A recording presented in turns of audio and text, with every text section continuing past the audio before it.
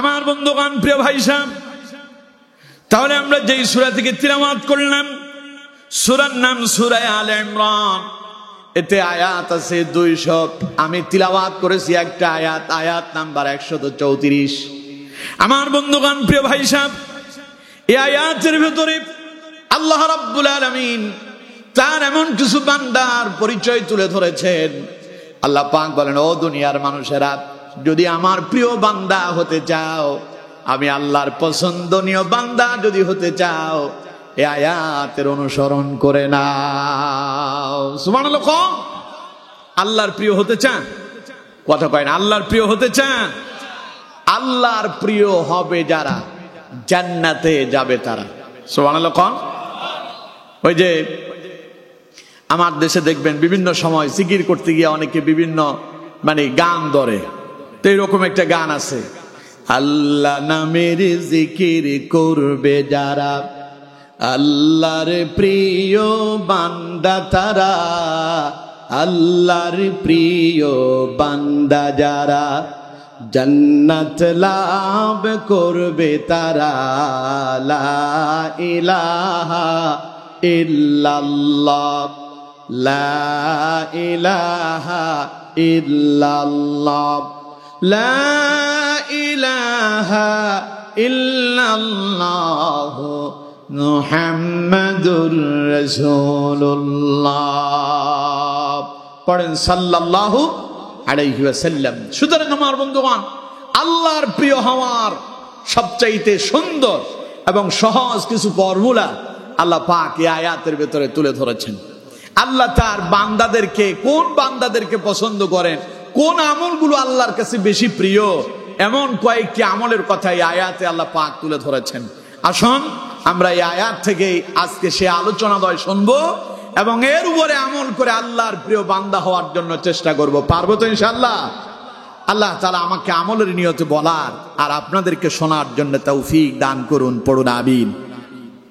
আমার বন্ধুগণ, আল্লাহ পাক বলছেন, আল্লাযীনা ইউনফিকুনা ফিস সাররাই ওয়াদ-দাররাই ওয়াল কাযিমিনাল গায়য والكاظمين الغيظ والعافين عن الناس والله يحب المحسنين। পড়েন আল্লাহু আকবার। আল্লাহ পাক বলছেন, الذين ينفقون في السراء والضراء, যারা সচ্ছল এবং অসচ্ছল উভয় অবস্থায় যারা আল্লাহর রাস্তায় দান করে, ওয়াল কাযিমিনাল গায়য, এবং যারা তাদের রাগকে নিয়ন্ত্রণ করতে পারে, ওয়াল আফিনা আনিন নাস, এবং যারা মানুষদেরকে ক্ষমা করে দিতে পারে। আল্লাহ পাক বলেন, ওয়াল্লাহু ইউহিব্বুল মুহসিনিন, আল্লাহ তার এই বান্দাদেরকে তিনি পছন্দ করেন। তাহলে আমার বন্ধুগণ, এই ছিল আয়াতের মূল অনুবাদ। এবার আমরা বিস্তারিত আলোচনায় ঢুকি। আল্লাহ পাক বলছেন, আল্লাহর পছন্দনীয় বান্দাদের আমলের ভেতরে একটি শ্রেষ্ঠ আমল হলো আল্লাযীনা ইউনফিকুনা ফিস সাররাই ওয়াদ-দাররা। আল্লাহ পাক বলছেন, তারা সচ্ছল এবং অসচ্ছল উভয় অবস্থায় আল্লাহর রাস্তায় দান করে। আল্লাহর রাস্তায় দান করা বুঝেন তো? কথা কয় না। আল্লাহর রাস্তায় দান করা বুঝেন তো?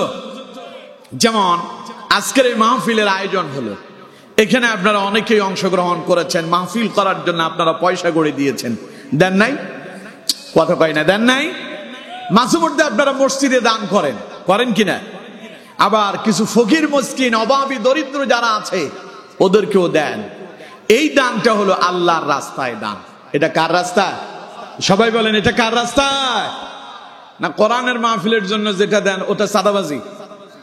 কথা কয় না, ওটা সাদাবাজি।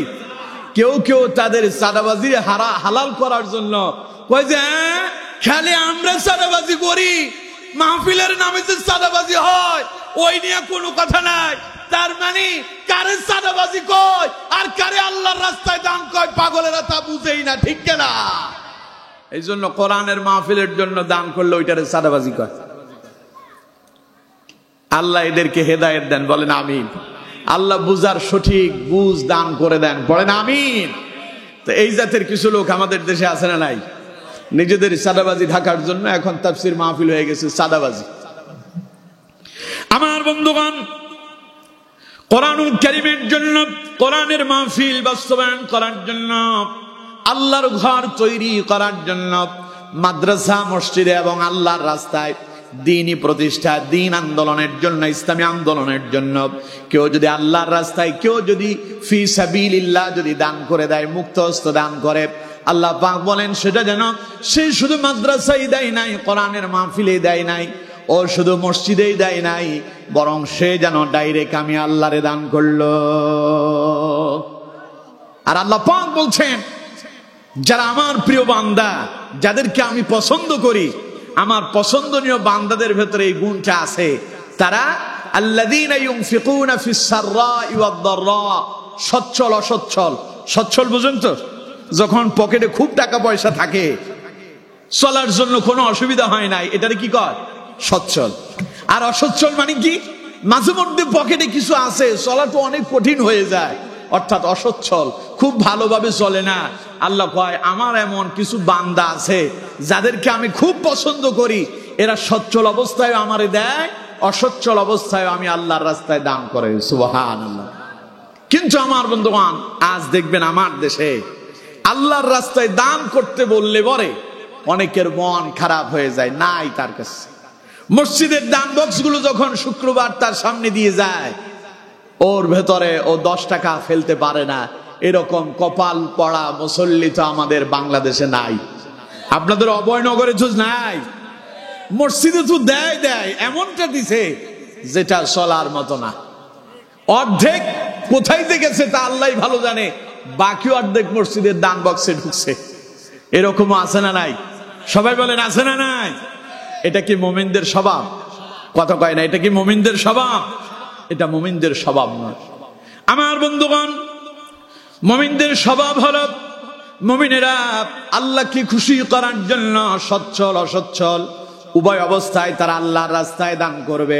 এই দানটা দুই ভাবে হতে পারে। কয় ভাবে? সবাই বলেন কয় ভাবে? এক হলো প্রকাশ্য দান, আরেকটা হলো গোপনীয় দান। এই দুই ভাবেই দান করা যায়, এই দানে কোনো অসুবিধা নাই। কারণ কোরআনুল কারীমে আল্লাহ পাক বলছেন ইন তুবদুস সাদাকাতি ফানি'মা হিয়া ওয়া ইন তুখফুহা ওয়া তু'তুহাল ফুকারা فهو خير لكم ويكفر عنكم من سيئاتكم। পড়েন আল্লাহু আকবার। আল্লাহ রাব্বুল আলামিন বলছেন আমার বান্দারে, তুমি যদি আল্লাহর রাস্তায় দান করতে পারো, তাহলে শুনে রাখো তোমার দানের বিনিময় আমি আল্লাহ পাক তোমার কিছু গুনাহকে মোচন করে দেব। দান করলে গুনাহ কি বাড়ে না কমে? সবাই বলেন বাড়ে না কমে? আল্লাহ পাক বলছেন ইন তুবদুস সাদাকাতি ফানি'মা হি, যারা প্রকাশ্যে আল্লাহর রাস্তায় দান করে সেটা উত্তম। ওয়া ইন তুখফুহা ওয়া তু'তুহাল ফুকারা, আর যারা গোপনে আল্লাহর রাস্তায় দেয়, অভাবী দরিদ্রদেরকে দেয়, ফাহুয়া খায়রুল লাকুম, আল্লাহ কয় ওইটা আরো উত্তম। সুবহানাল্লাহ। কম। এরপর আল্লাহ রাব্বুল আলামিন বলছেন وَيُكَفِّرُ عَنكُم مِّن سَيِّئَاتِكُمْ।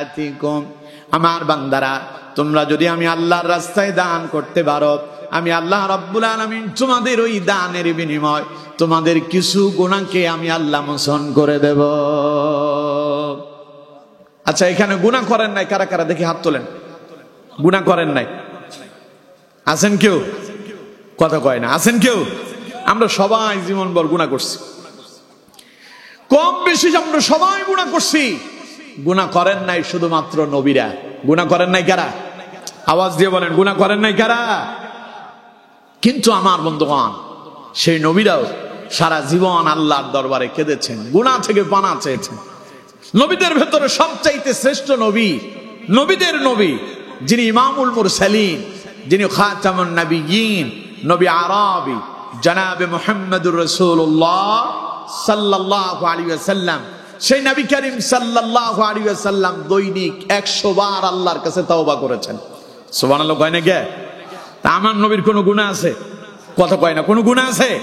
কিয়ামতের দিন যখন সব নবীরা আল্লাহর ভয় কথা বলবে না, সেই দিন একজন নবী আল্লাহ পাকের পক্ষ থেকে উম্মতের জন্য পারমিশন করার জন্য, সুপারিশ করার জন্য পারমিশন পেয়ে যাবেন। তিনি আমার নবী, আপনার নবী, বিশ্ব নবী মুহাম্মদুর রাসূলুল্লাহ সাল্লাল্লাহু আলাইহি ওয়াসাল্লাম। অথচ সেই নবী যদি দৈনিক 100 বার যদি আল্লাহর কাছে তওবা করে, যার জীবনে কোনো গুনাহ নাই, তাহলে এবার কন্ত দেখি আমাদেরকে দৈনিক 100 বার যদি নবী করে, আমাদের 1000 বার করা দরকার। কথা কয় না কেন? ঠিক কিনা? কিন্তু জীবনভর আমরা কত গুনাহ করছি। গুনাহ করার পরেও তওবা করব তো পরের কথা, গুনাহ যে করতেছি সেই বিষয়টাই আমাদের অন্তরের ভেতরে নাই। ঠিক কিনা? সুতরাং আমার বন্ধুগণ, এটা মুমিনের স্বভাব নয়। আল্লাহর রাস্তায় দান করলে পরে আল্লাহ রাব্বুল আলামিন আপনার গুনাহকে মোচন করে দেবেন। কে বলেছেন? আরো জোরে বলেন কে? অথচ আমার বন্ধুগণ দেখুন, আমরা দান সদকাতে খুবই দুর্বল, দিতেই চাই না, দিতে আমাদের আগ্রহই জাগে না। অথচ নবী করিম সাল্লাল্লাহু আলাইহি সাল্লামের একজন সাহাবীর একটি ঘটনা অত্যন্ত চমৎকার ভাবে মুস্তাদরাকে হাকিমের ভেতরে উঠে এসেছে, একটি হাদিস, বিশাল বড় হাদিস। হযরত আনাস ইবনে মালিক রাদিয়াল্লাহু তাআলা আনহু তিনি হাদিস বর্ণনা করছেন। হযরত আনাস বলছেন, মদিনার এক ইয়াতীম ছেলে ছিল। ইয়াতীম ছেলেটার একটা মদিনার ভেতরে একটা বড় খেজুরের বাগান ছিল। ওই খেজুরের বাগানের পাশে তার প্রতিবেশী আরেকজন ব্যক্তি আবু লুবাবা নামক একজন ব্যক্তির আরো একখান খেজুরের বাগান ছিল। দুইটা বাগানই খুব কাছাকাছি, পাশাপাশি বাগান। ওই ইয়াতীম ছেলে একদিন চিন্তা করল, আমি আমার বাগানের ভেতরে সীমানার প্রাচীর তৈরি করব, যাতে করে আমার প্রতিবেশীর জায়গাও আলাদা হয়ে যায়, আমারটাও যেন আলাদা হয়ে যায়। যেই চিন্তা সেই কাজ। ইয়াতীম ছেলেটা তার খেজুরের বাগানটাকে আলাদা করার জন্য সীমানার প্রাচীর তৈরি করতে লাগলেন। কিছু দূর যাওয়ার পরে মাঝপথে বাধা হয়ে গেল, কারণ সেই দেখতে পেল তার সীমানার ভেতরে তার পার্শ্ববর্তী প্রতিবেশী আবু লুবাবা নামক ওই লোকটার বাগানের একটা খেজুর গাছ তার সীমানার উপরে পড়ে আছে। আচ্ছা কন্ত, আপনার জায়গায় যদি আরেকজনের গাছ এসে পড়ে, ওই গাছের মালিক আপনি না উনি? কে? যার জায়গা তার। কিন্তু এই গাছ আপনি লাগান নাই, এই গাছের মালিক আপনি নন, কিন্তু আপনার জায়গায় আসছে। আমার দেশে কয়, গাছ আমার জায়গায় আছে, ওটা আমারই, আমি লাগাই নাই, তাতে কোনো অসুবিধা নেই, ওইটা আমার জায়গায়, তাই আমার। এখন ওই গাছ যদি অন্য কেউ লাগায়, সেই যদি কয় আমি এই গাছ কেটে নিয়ে যাব, তোমার জায়গা হলে কি হয়েছে, গাছ তো আমার, আপনি তখন করবেন কি? একদম মেরে পা ভেঙে দেবেন। ঠিক কিনা? কথা কয় না, ঠিক কিনা? আমাদের দেশে জায়গা সম্পদ নিয়ে মারামারি আছে না নাই? জোরে বলেন, আছে না নাই? আপনাদের মনে হয় অভয়নগরে নাই, আছে? তিনি আরেকজনের জায়গা দিয়ে হাঁটেন, কোনো অসুবিধা নাই, কিন্তু তার জায়গা দিয়ে রাস্তা গেল, তার বাড়ির লোকজন ওই রাস্তা দিয়ে হাঁটে, তিনি তার জায়গার ভেতরে সীমানা দিয়ে দিচ্ছেন, বেড়া দিল, বেড়া, এখান দিয়ে যাওয়া যাবে না। তারা জিজ্ঞাসা করেন, কিরে তুই যে এখানে বেড়া দিলি, ঘটনা কি? কয় যে আমার জায়গা, আমি বেড়া দিছি, তোমার কি? কেন বেড়া দিলে? আমার জায়গা দিয়ে তোমরা আসতে পারবা না, হাঁটতে পারবা না। তো তুমি যে বাড়ি থেকে, ঘর থেকে বের হইয়া তুমি যে বাজারে যাও, ওই জায়গা কার? ওই জায়গা কার? সেই লোকটাও যদি ওই জায়গায়, নিজের জায়গায় যদি বেড়া দেয়, তাহলে আর হাঁটার কোনো জায়গা আছে? কথা বলেন, আছে? অথচ আমার দেশে দেখেন, এইভাবে জায়গা জমিন নিয়ে নিজের আপন ভাই ভাই কোন দল, এবং নিজের আপন প্রতিবেশীতে কোন দল, একজন আরেকজনকে হত্যা করতে পর্যন্ত দ্বিধাবোধ করে না। ঠিক কিনা? এখন ইয়াতীম ছেলের সীমানাতে তার পার্শ্ববর্তী প্রতিবেশী আবু লুবাবা নামক ব্যক্তির বাগানের একটা খেজুর গাছ ওর সীমানায় আসছে। ছেলেটা প্রাচীর তৈরি করতেছে, সীমানার প্রাচীর দিচ্ছে। এখন সীমানার প্রাচীর দিতে গিয়া মাঝখানের এই গাছ এসে তাকে বাধা দিল, কারণ গাছ তার না, গাছ তার প্রতিবেশী। ইয়াতীম ছেলেটা প্রতিবেশী আবু লুবাবার কাছে চলে গেল, গিয়ে বলল, দেখুন আপনার বাগানের একটা গাছ আমার সীমানার ভেতরে এসে পড়েছে, আমি তো আমার সীমানার ভেতরে প্রাচীর তৈরি করতেছি, এখন আমার প্রাচীর তৈরি বাধা হয়েছে, দয়া করে আপনি এই গাছটা আমাকে দান করে দেন। আর যদি দান করতে যদি না চান তাহলে পরে আমি পয়সা দেব, আপনি তা আমার কাছে বিক্রি করে দেন। লোকটা কয় দান করব তো পরের কথা, বিক্রিও করব না। কি কয়? আমার কথা মানে আপনারা বুঝেন না তো, বুঝতে জবাব দেন না কে? অসুবিধা হয়? অসুবিধা হচ্ছে জবাব দেবেন। আমার বন্ধুগণ, ছেলে বলতেছে হয় দান করে দেন, না হয় বিক্রি করে দেন। আর ওই লোকটা বলছে তো দান তো করবো পরের কথা, বিক্রিও করব না। ছেলেটা অনেক বুঝালো, দেখুন আপনার গাছ আমার সীমানায়, আমার সীমানায় আমি প্রাচীর তৈরি করব, আপনার এই গাছ আমারে বাধা দিচ্ছে, দয়া করে গাছটা আমারে দান করে দেন অথবা বিক্রি করে দেন। সে বলল যে বিক্রিও করব না, দানও করব না। ইয়েতিম ছেলেটা নবী করিম সাল্লাল্লাহু আলাইহি সাল্লামের দরবারে চলে গেল। নবী করিম সাল্লাল্লাহু আলাইহি সাল্লামের নিকটে সমস্ত বৃত্তান্ত খুলে বলল। রাসূলুল্লাহ সব শুনতে পেলেন। নবীজি বললেন, আবু লুবাবা কোথায় আছে? তারে মসজিদে নববীতে ডেকে নিয়ে আসো। আবু লুবাবাকে রাসূলুল্লাহর দরবারে নিয়ে আসা হলো। নবীজি বললেন, আবু লুবাবা রে, তোমার যেই গাছ ওই ইয়েতিম ছেলের সীমানায় পড়ে আছে, আমি নবী তোমাকে বলছি ইয়েতিম ছেলেটার ওই গাছটা তুমি দান করে দাও। আবু লুবাবা কয়, হুজুর আমি দেব না। কি কয়? কাকে বলতেছে? মুহাম্মদুর রাসূলুল্লাহ সাল্লাল্লাহু আলাইহি সাল্লামকে নবী বললেন, আবু লুবাবা গাছটা ইয়েতিমটারে দিয়ে দাও। ও কয়, হুজুর আমি দেব না। নবীজি বললেন, আবু লুবাবা আমি বলছি গাছটা ইয়েতিমটারে দিয়ে দাও। আবু লুবাবা কয়, হুজুর আমি দেব না। নবীজি বললেন, আবু লুবাবা তাহলে তুমি পয়সার বিনিময় তার কাছে গাছটা বিক্রি করে দাও। আবু লুবাবা কয়, হুজুর আমি তা বিক্রিও করব না। নবীজি এবার বললেন, আবু লুবাবা রে, আমি তোমাকে বলছি তুমি যদি এই গাছটা ইয়েতিম ছেলেটারে যদি দান করে দাও, আমি নবী তোমার জন্য জিম্মাদার হয়ে গেলাম, জান্নাতে একখান খেজুর গাছের ব্যবস্থা আমি নবী তোমার জন্য করে দেব। সুতরাং আবু লুবাবা গাছটা ইয়েতিমটারে দিয়ে দাও। আবু লুবাবাকে আমার জান্নাতের গাছ লাগবে না, আমি এটা দেব না। নাউজুবিল্লাহ পড়ে। উপস্থিত সমস্ত সাহাবীরা আশ্চর্য হয়ে গেল। নবী যখন বললেন যে তোমাকে জান্নাতে একটা গাছের জিম্মাদার আমি নবী হচ্ছি, তুমি গাছটা দিয়ে দাও, সে বলল আমি দেব না। রাসূলুল্লাহ চুপ মেরে গেলেন। আর কি বলবেন? সমস্ত সাহাবীরা অবাক হয়ে গেল। আবু লুবাবা রাসূলুল্লাহর কথা অমান্য করছে। সেখানে উপস্থিত একজন সাহাবী ছিলেন, নাম হলো হযরতে আবু দাহদা রাদিয়াল্লাহু তাআলা আনহু। হযরতে আবু দাহদা হলেন সেই সাহাবী, মদিনার ভেতরে তার একখান খেজুরের বাগান ছিল, যেই বাগানের ভেতরে 600 খেজুরের গাছ ছিল, যেই গাছের খেজুরগুলো ছিল অত্যন্ত সুস্বাদু, মনোমুগ্ধকর, অত্যন্ত সুস্বাদু খেজুরের বাগান ছিল। ওই বাগানে গাছ আছে কত? সবাই বলেন কত? 600 গাছ। বাগানের ভেতরে হযরত আবু দাহদা রাদিয়াল্লাহু তাআলা আনহু বসবাসের জন্য একখান ঘর তৈরি করছেন এবং সেখানে মিষ্টি পানি হযরত আবু দাহদা রাদিয়াল্লাহু তাআলা আনহু একটা কূপ খনন করছেন। সেই আবু দাহদা রাদিয়াল্লাহু তাআলা আনহু তিনি এই কথাগুলো সেখানে শুনছেন। আবু লুবাবা রাসূলুল্লাহর কথাগুলো যখন অমান্য করছে, হযরতে আবু দাহদা তখন মনে মনে চিন্তা করতেছে, আরে আমি যদি পেতাম, প্রয়োজনে দুনিয়ার ওই বিশাল বড় খেজুরের বাগানটা আমি দুনিয়াতে ওই জান্নাতের একটা গাছের বিনিময় আমি দান করে দিতাম। একটা খেজুর গাছের জন্য জান্নাতে পাবো, দুনিয়ার 600 গাছ দিয়ে দিতাম। আর এই পাগলের রাসূল কয়, তুমি যদি এই গাছটা যদি তোমার ইয়েতিম ভাইটারে দান করে দাও, আমি নবী জিম্মাদার হলাম, তোমার জন্য জান্নাতে একটা খেজুর গাছের ব্যবস্থা করে দেব। সে রাজি হলো না। এবার হযরত আবু দাহদা রাদিয়াল্লাহু তাআলা আনহু তিনি রাসূলুল্লাহকে বললেন, ইয়া রাসূলুল্লাহ সাল্লাল্লাহু আলাইহি সাল্লাম, জান্নাতে যে খেজুর গাছের কথা আপনি বলছেন, সেই খেজুর গাছটা কি আবু লুবাবার জন্যই খাস নাকি? আমি যদি আমার ভাই ইয়েতিম ছেলেটারে ওই গাছটা ক্রয় করে যদি তারে আমি দান করে দেই, তাহলে ইয়া রাসূলুল্লাহ জান্নাতে কি আমি একটা খেজুর গাছ পাবো নাকি?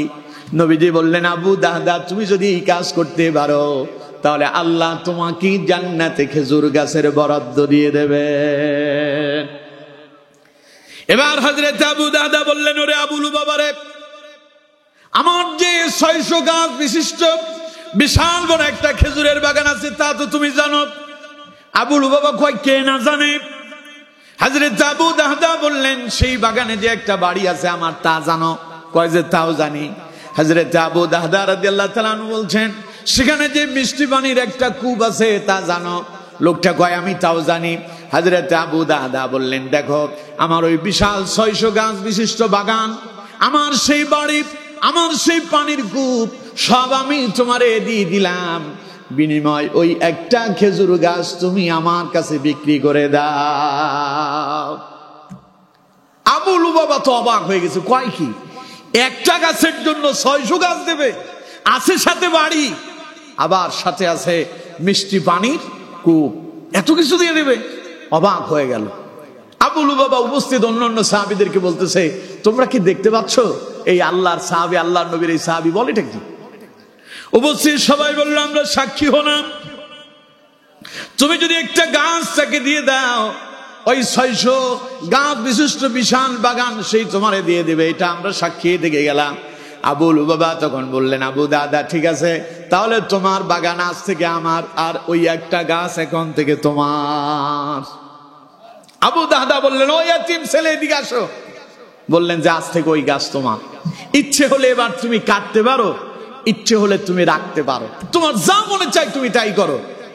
আমার বন্ধুগণ, হযরত আবু দাহদা রাদিয়াল্লাহু তাআলা আনহু ওই গাছটা ক্রয় করে ইয়াতীম ছেলেটারে দিয়ে দিলেন। এবার রাসূলুল্লাহ কি বললেন, ইয়া রাসূলুল্লাহ সাল্লাল্লাহু আলাইহি সাল্লাম, হুজুর আমি যে ইয়াতীম ছেলেটার ওই গাছটা ক্রয় করে দিয়ে দিলাম, এখন কি জান্নাতে আমার জন্য ওই খেজুর গাছের বরাদ্দ আছে নাকি? হযরত আনাস ইবনে মালিক রাদিয়াল্লাহু তাআলা আনহু বলছেন, নবী করিম সাল্লাল্লাহু আলাইহি সাল্লাম বললেন, কাম মিন ইযকি রাদাহিল লিআবি দাহদাহি ফিল জান্নাহ। নবীজি বলেন, ওরে আবু দাহদারে শোনো, এখন তোমার জন্য একটা খেজুরের গাছ নয়, জান্নাতে বিশাল বিশাল খেজুরের বাগান তোমার জন্য অপেক্ষা করছে। হযরত আনাস বলেন, নবী করিম সাল্লাল্লাহু আলাইহি সাল্লাম খুশি হয়ে কথাটা একবার দুইবার তিনবার নয়, বারংবার বললেন, কাম মিন ইযকি দারাহিল লিআবি দাহদাহি ফিল জান্নাহ। ও আবু দাহদারে, তোমার জন্য এখন একটা খেজুর গাছ নয়, জান্নাতের ভিতরে বিশাল বিশাল খেজুরের বাগান অপেক্ষা করছে। আবু দাহদা খুব খুশি, দৌড় দিলেন নিজের বাগানের কাছে, কারণ সেখানে তার সন্তানাদি আছে ঘরের ভেতরে। বাগানের ভেতরে আজ ঢুকলেন না, বাগানের দরজায় দাঁড়ায় হযরত আবু দাহদা রাদিয়াল্লাহু তাআলা আনহু তার স্ত্রীকে ডাক দিলেন, উম্মে দাহদা, উম্মে দাহদা। ভেতর থেকে স্ত্রী চিন্তা করলেন, স্বামী তো এমন কোনোদিন করে নাই, আজ কেন বাইরে দাঁড়ায় দাঁড়ায় আমারে ডাকে, ঘটনা কি? হযরত উম্মে দাহদা রাদিয়াল্লাহু তাআলা আনহু জিজ্ঞাসা করলেন, স্বামী আমার ঘরে আসেন। হযরত আবু দাহদা বললেন, আমার স্ত্রী, এখন আর ঘরে ঢোকার সময় নাই, ঘরের ভেতর থেকে আমার সন্তানদেরকে নিয়ে তাড়াতাড়ি ঘর খালি করে দাও। হযরত উম্মে দাহদা রাদিয়াল্লাহু তাআলা আনহা জিজ্ঞাসা করলেন, স্বামী আমার কেন ঘর খালি করতে হবে? হযরত আবু দাহদা বললেন, আমার প্রাণের স্ত্রী শোনো, আমি আমার এই বিশাল বাগানটারে বিক্রি করে দিয়েছি। স্ত্রী বললেন যে তাহলে তো বিশাল বাগান, সুস্বাদু খেজুরের বাগান, অনেক দামে, চড়া দামে বিক্রি করছেন, কত দামে বিক্রি করেছেন? হযরতে আবু দাহদা রাদিয়াল্লাহু তাআলা আনহু বললেন, জান্নাতের একটা খেজুর গাছের বিনিময়। সুবহানাল্লাহ। কোন দেখুন, স্ত্রী যদি ভালো হয়, জবাব কি খারাপ হবে না ভালো হবে? আরো জোরে বলেন, খারাপ না ভালো? স্ত্রী জবাব দিচ্ছে, স্বামী আমার, আপনি তো অত্যন্ত লাভজনক ব্যবসা করেছেন। সুবহানাল্লাহ বললেন না? আপনি, আপনার কথা বলি, আপনার ভাই খুব অভাবে আছে, কষ্টে আছে, ঠিক মতো বাজার সাজার করতে পারে না, আপনি আপনার ভাইকে গোপনে কিছু টাকা পয়সা দিয়ে দিলেন, ঘটনা আপনার স্ত্রী জানলো, কথা কয় না, কে জানলো? আপনার স্ত্রী। জানার পরে বলবে যে টাকা অনেক হয়েছে না, গোপনে গোপনে দাও। দেখবা বুঝবা এখন যে দিচ্ছ দুধ কলা দিয়া কাল সাপ পুষতেছ, ঠিক কিনা? কথা বলেন ঠিক কিনা? আহারে, আর স্ত্রী যদি সত্যিকারের স্ত্রী হতো, আপনি আপনার আপন ভাইকে, মায়ের পেটের আপনার আপন ভাই, রক্তের সম্পর্ক, স্ত্রী যদি সত্যিকার যদি ভালো নারী হতো, তাহলে বলছো তোমার ভাই অসুবিধায় আছে, বাজার করে খেতে পারে না, দয়া করে তার জন্য কিছু পয়সা করে দিয়া বাজার সাজারের ব্যবস্থা করে দাও, ঠিক কিনা? আর আমার দেশে উল্টো, আপনি আপনার স্ত্রীর জিজ্ঞাসা না করিয়া মাহফিলে দেন না 10,000 টাকা দান করিয়া, দেখবেন আপনার স্ত্রী বলবে যে তুমি যে 10,000 টাকা দিছো কারে জিজ্ঞাসা করছো, এতগুলো টাকা দিয়ে দিয়েছ। অথচ আমার বন্ধুগণ, হযরতে আবু দাহদা রাদিয়াল্লাহু তাআলা আনহু বললেন, স্ত্রী, আমি জান্নাতের একটা খেজুর গাছের বিনিময় দুনিয়ার 600 গাছ বিশিষ্ট বিশাল খেজুরের বাগান, বাড়ি, পানির বিশাল কূপ এবং পুরো জায়গা সুদ্ধা একটা জান্নাতের খেজুর গাছের বিনিময় বিক্রি করে দিলাম। স্ত্রী জবাব দিলেন, স্বামী আমার, আপনি তো অত্যন্ত লাভজনক ব্যবসা করেছেন। সুবহানাল্লাহ। জান্নাতে একটা খেজুর গাছ পাওয়া, এটা কি 4 টাকানি কথা? এটা পাওয়া খুব সহজ। অথচ আমার বন্ধুগণ, সেই লাভজনক ব্যবসাতে আমরা নাই। গান বাজনার জন্য দেওয়া যায়, সিনেমার জন্য দেওয়া যায়, অশ্লীলতা কাজের জন্য খরচ করা যায়। খালি কোরআন, দিন, ইসলাম, মাদ্রাসা, মসজিদ, ইয়াতীম, অসহায়, দরিদ্র মানুষদেরকে দিতে বললেই আমাদের কাছে নাই। অথচ আমার বন্ধুগণ, আল্লাহ পাক বলছেন, দুনিয়ার মানুষেরা সম্পদ বাড়ানোর জন্য তোমরা অনেকেই এমন আছো সুদের সাথে সম্পৃক্ত হয়ে পড়েছ। আল্লাহ পাক বলেন, সুদ থেকে তোমরা সুদের ভেতরে সম্পদ লাগায় মনে করতেছো তোমাদের সম্পদ অনেক বেড়ে যাচ্ছে। আল্লাহ পাক বলেন, না, ইয়ামহাকুল্লাহুর রিবা ওয়া ইউরবিস সাদাকাত। আল্লাহ পাক বলেন, সুদ কখনো সম্পদ বাড়ে না, বরং আল্লাহ সুদকে ধ্বংস করে দেন। আর যারা আল্লাহর রাস্তায় সাদকা করে, আল্লাহ পাক বলেন, সাদকা আল্লাহ পাক বহু গুণে বাড়ায় দেন। এই জন্য আল্লাহর রাস্তায় দান করতে রাজি আছেন? সবাই বলেন, দান করতে রাজি আছেন? দান করলে 1 নাম্বার গুনাহ আল্লাহ কি করবেন? মাফ করবেন। 2 নাম্বার, নবী করিম সাল্লাল্লাহু আলাইহি সাল্লাম বলছেন, আস-সাদকাতু তুরাদ্দুল বালা, সাদকা করলে বালা মুসিবত দূর হবে। 3 নাম্বার, আল্লাহ রাব্বুল আলামিন বলছেন, দান করলে সম্পদ কমবে না বরং বাড়বে। সুবহানাল্লাহ। সুতরাং আমার বন্ধুগণ, আল্লাহর প্রিয় হওয়ার জন্য আল্লাহর পছন্দনীয় আমলের ভেতরে একটা আমল হচ্ছে সচ্ছল এবং অসচ্ছল উভয় অবস্থায় আল্লাহর রাস্তায় দান করা। এটা আমরা করতে পারবো তো? সবাই বলেন, পারবো তো ইনশাআল্লাহ? আল্লাহ আমাদের প্রত্যেককে কবুল করেন, পড়েন আমিন। তাহলে 1 নাম্বার গেল। আল্লাহ পাক বলছেন, আল্লাযীনা ইউনফিকুনা ফিস সাররাই ওয়াদ দাররা, আল্লাহর প্রিয় তো তারা আল্লাহর রাস্তায় সচ্ছল এবং অসচ্ছল উভয় অবস্থায় দান করে যারা। এবার 2 নাম্বার শুনুন, আল্লাহ পাক বলছেন, ওয়াল কাযিমিনাল গায়জ। আল্লাহ পাক বলছেন, আল্লাহর প্রিয় বান্দাদের আরেকটা পছন্দনীয় আল্লাহর দরবারে আমল হলো, যখনই তাদের রাগ এসে যায়, যারা তাদের রাগকে নিয়ন্ত্রণ করতে পারে, আল্লাহ পাক বলেন, আল্লাহ তার ওই বান্দাদেরকে পছন্দ করেন। রাগ নাই এরকম কেউ আছেন? সবাই বলেন, রাগ নাই এরকম কেউ আছেন? রাগ নাই এরকম মানুষ পাওয়া খুব কঠিন হয়ে যাবে আমার বন্ধুগণ। তবে রাগ খুব ভালো জিনিস নয়। রাগ কি খুব ভালো জিনিস? সবাই বলেন, রাগ খুব ভালো জিনিস। দেখবেন বিভিন্ন জায়গায় প্রবাদ বাক্য লেখা থাকে, বিভিন্ন দেয়ালে, বিভিন্ন জায়গায় লেখা আছে এমন কথা, রাগ ধ্বংস করে মানুষের বিবেককে, মানুষের বুদ্ধিকে রাগ ধ্বংস করে দেয়। কারণ রাগ করেছে যে, ধ্বংস হয়েছে সে। রাগ খুব ভালো জিনিস না। রাগ করে কত পুরুষ যে নিজের স্ত্রীর তালাক দিয়ে এখন বালিশের উপরে কানতে কানতে পুরো বালিশ ভিজায় ফেলছে, তার কোনো হিসাবই নাই, ঠিক কিনা? কথা কয় না, ঠিক কিনা? আচ্ছা কোন তো দেখি, কেউ কি তার স্ত্রীরে আদর করে তালাক দেয়? সবাই বলেন, আদর করে তালাক দেয়? তালাক দেয় কি করে? রাগ করে। এক লোকে মাঝে মধ্যে আমাদের কাছে তো লোকজন আসে বিভিন্ন মাসালা জানার জন্য, বিপদে পড়িয়া। তো এক লোক আমার কাছে ফোন দিল, ফোন দিয়ে বললো যে, হুজুর আমি একখান বিপদে পড়ছি। সে ফোন দেয় নাই, আমার ভাইকে দিয়ে ফোন করালো আমার কাছে। আমার ভাই আমার ফোন দিয়ে কয় যে একটা উপকার করতে হবে। আমি বললাম যে কি উপকার? ওই যে এক লোক একটা বিপদে পড়ছে। আমি বললাম যে কি বিপদ বলেন। আমি ভাবলাম যে হয়তো তার কিছু সাহায্য সহযোগিতা করতে হবে, এইরকম কিছু একটা। তো আমার ভাই বলার সময় বলতেছে তার 2টা ছেলে কিন্তু আছে। আমি বললাম যে বলেন। হ্যাঁ, তারপরে? কই যে এখন ওই লোকটা ইচ্ছাকৃত নয়, সেই নাকি রাগ করে তার বউরে তালাক দিছে। তো আমি বললাম যে কয় তালাক দিস? কয় যে 3 তালাকে দিছে। তো আমি বললাম যে এখন কিছু করা যাবে নাকি? আমি বললাম যে কি করা যাবে, উনি বউরে রাগ করে তালাক দিছে, বউ তো তালাক হয়ে গেছে। এখন ওনাদেরকে বলেন স্বামী স্ত্রী 2 জন আলাদা হয়ে যাবে। এরপরে আমার ভাই বলল যে আমিও তাকে এই কথাই বলছি, কিন্তু এরপরেও সে বলল যে একটু আপনারে জিজ্ঞাসা করার জন্য। তো আমি বললাম যে তার এই মাসালা শোনায় দেন, বউ তার তালাক হয়ে গেছে। তার 1 মাস পরে আমি গেলাম আমার মসজিদে জুমা পড়ানোর জন্য। জুমা মসজিদে ঢোকার আগে এক লোক আমার এসে বলতেছে, হুজুর আপনার কাছে চেয়ারম্যান সাহেব আমারে পাঠাইছেন। আমি বললাম যে কেন পাঠাইলো?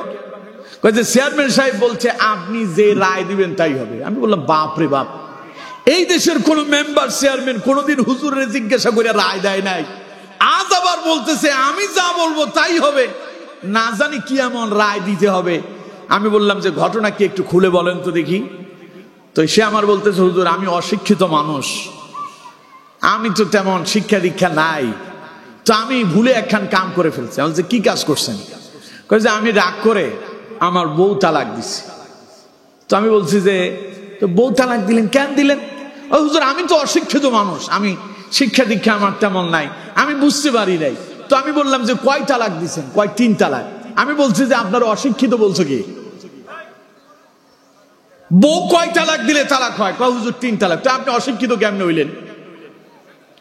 আপনি হয় 1 তালাক বলবেন অথবা তোরে তালাক দিলাম, এতটুকুন বইলে যদি ক্ষান্ত থাকতেন বুঝতে পারতাম আপনি অশিক্ষিত মানুষ, না বুঝা কি সামনে আগাবেন না পেছনে যাবেন তা জানেন না, আপনি 3 পর্যন্ত গেলেন কে? তার মানে আপনি শিক্ষিত। হুজুর এখন আসলে বাচ্চা কাচ্চা তো আছে, বিপদে পড়ছি, এখন হুজুর একটু কিছু করা যায় নাকি? আমি বলছি শোনেন, একটা লোক তার মেজাজ খারাপ হয়েছে, আরেকটা মানুষের একটা গুলি বের করে রিভলভার বের করে দিল, গুলি করে লোকটা সেখানে স্পট ডেড, জায়গায় ইন্তেকাল করছে। এখন কোন তো দেখি যেই লোকটা এই কামটা করলো ওরে কি পুলিশ ধরবে না? কয় যে ধরবে। আমি বললাম যে পুলিশ ধরে তারে নিয়ে গেল জেলখানায়, তারে উঠানো হলো আদালতে। আদালতে সব সাক্ষী প্রমাণের ভিত্তিতে লোকটা খুনি বলে সাব্যস্ত হলো। এখন তাকে যখন বলার জন্য কিছু সময় দেওয়া হলো, রায় শোনানোর পরে তারে বললো আপনার যদি কোনো কথা বলার থাকে আপনি বলতে পারেন। এখন আসামি বলতেছে মাই লর্ড, আমার বলার মতো তেমন কিছু নাই, তবে আমি শুধু একখান কথাই বলতে চাই, আমি কিন্তু তার ইচ্ছাকৃত মারি নাই, ওর সাথে আমার অনেক তর্ক বহস হয়েছিল, তাই নিজের কন্ট্রোল করতে পারি নাই, পকেটে আমার রিভলভার ছিল, মেজাজ খারাপ হয়েছে বলে আমি তারে গুলি করছি, ইচ্ছাকৃত করি না, ওইটা মেজাজের কারণে করছি। কোন তো দেখি এখন মাই লর্ড বিচারপতি কি বলবে? যাও ঠিক আছে, তুমি যেহেতু রাগ করে করছো তাইলে তুমি মাপ, এই কথা বলবে? কি বলবে? তুমি যেহেতু তারে হত্যা করছো এখন তুমি হত্যার আসামি, তুমি খুনি। সুতরাং আপনি স্ত্রীর রাগ করে তালাক দিয়ে দিলেন, দিয়ে কোন যে আমার তো ওই সময় মাথা ঠিক ছিল না, মেজাজ খুব খারাপ ছিল, হুজুর আমি ইচ্ছাকৃত দেই নাই। আমার বন্ধুগণ, কেউ তার বউরে শখ কইরা আনন্দ কইরা বউ তালাক দেয় না। বউ খুব রান্না বান্না করছে, স্বামী বেচারা খুব আরামে খাইয়া খুশি হয়ে বলতেছে বাপ রে বাপ এত সুন্দর তুমি রান্না করতে পারো, তোমার হাতের রান্না খুব মজা হয়েছে, আলহামদুলিল্লাহ, তাই তোমারে বিসমিল্লাহ বলে তালাক দিলাম। 1 তালাক দিবে কেউ? কথা কয় না কেন? দিবে। বউয়ের উপরে যখন বিরক্ত হয়, 1 দিন 2 দিন 3 দিন নিজের আর কন্ট্রোল করতে পারে না, এক পর্যায়ে তালাক দিতে বাধ্য হয়, ঠিক কিনা? তবে রাগ করে যদি এই কাম করেন, রাগ করলেন তো হেরে গেলেন, রাগ করলেন তো কি করলেন? হেরে গেলেন, জীবন শেষ হয়ে যাবে। যেমন আমার দেশের দিকে তাকান না, কি রাগ! ছেলেবেলেরা আন্দোলন করলো, বৈষম্য বিরোধী আন্দোলন। পড়ালেখা করব আমরা, চাকরি পাবে অন্যরা, পড়ালেখা করব আমরা, যশোরের লোকেরা পড়ালেখা করবে, খুলনার লোকজন পড়ালেখা করবে, চাকরি পাবে গোপালগঞ্জ, তা তো হইতে পারে না, ঠিক কিনা? কথা কয় না, ঠিক কিনা?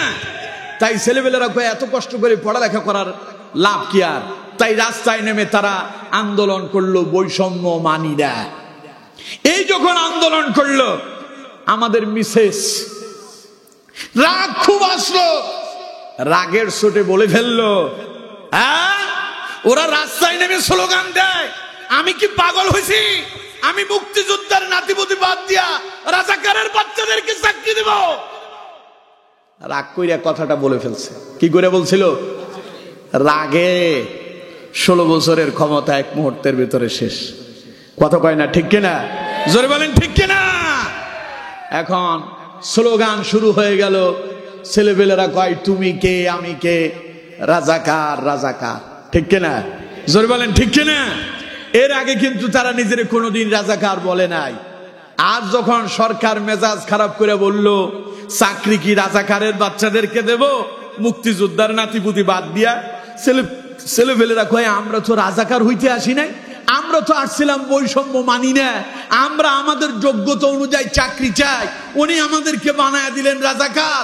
এই রাজাকারের স্লোগান দিয়া তো আল্লামা সাঈদীকে হত্যা করা হয়েছিল, এই রাজাকারের স্লোগান দিয়া ইসলামী আন্দোলনের প্রথম সারির নেতাদেরকে হত্যা করা হয়েছিল, এই রাজাকারের স্লোগান দিয়া বাংলাদেশ জাতীয়তাবাদী দল বিএনপির সালাউদ্দিন কাদের চৌধুরীকে হত্যা করা হয়েছিল।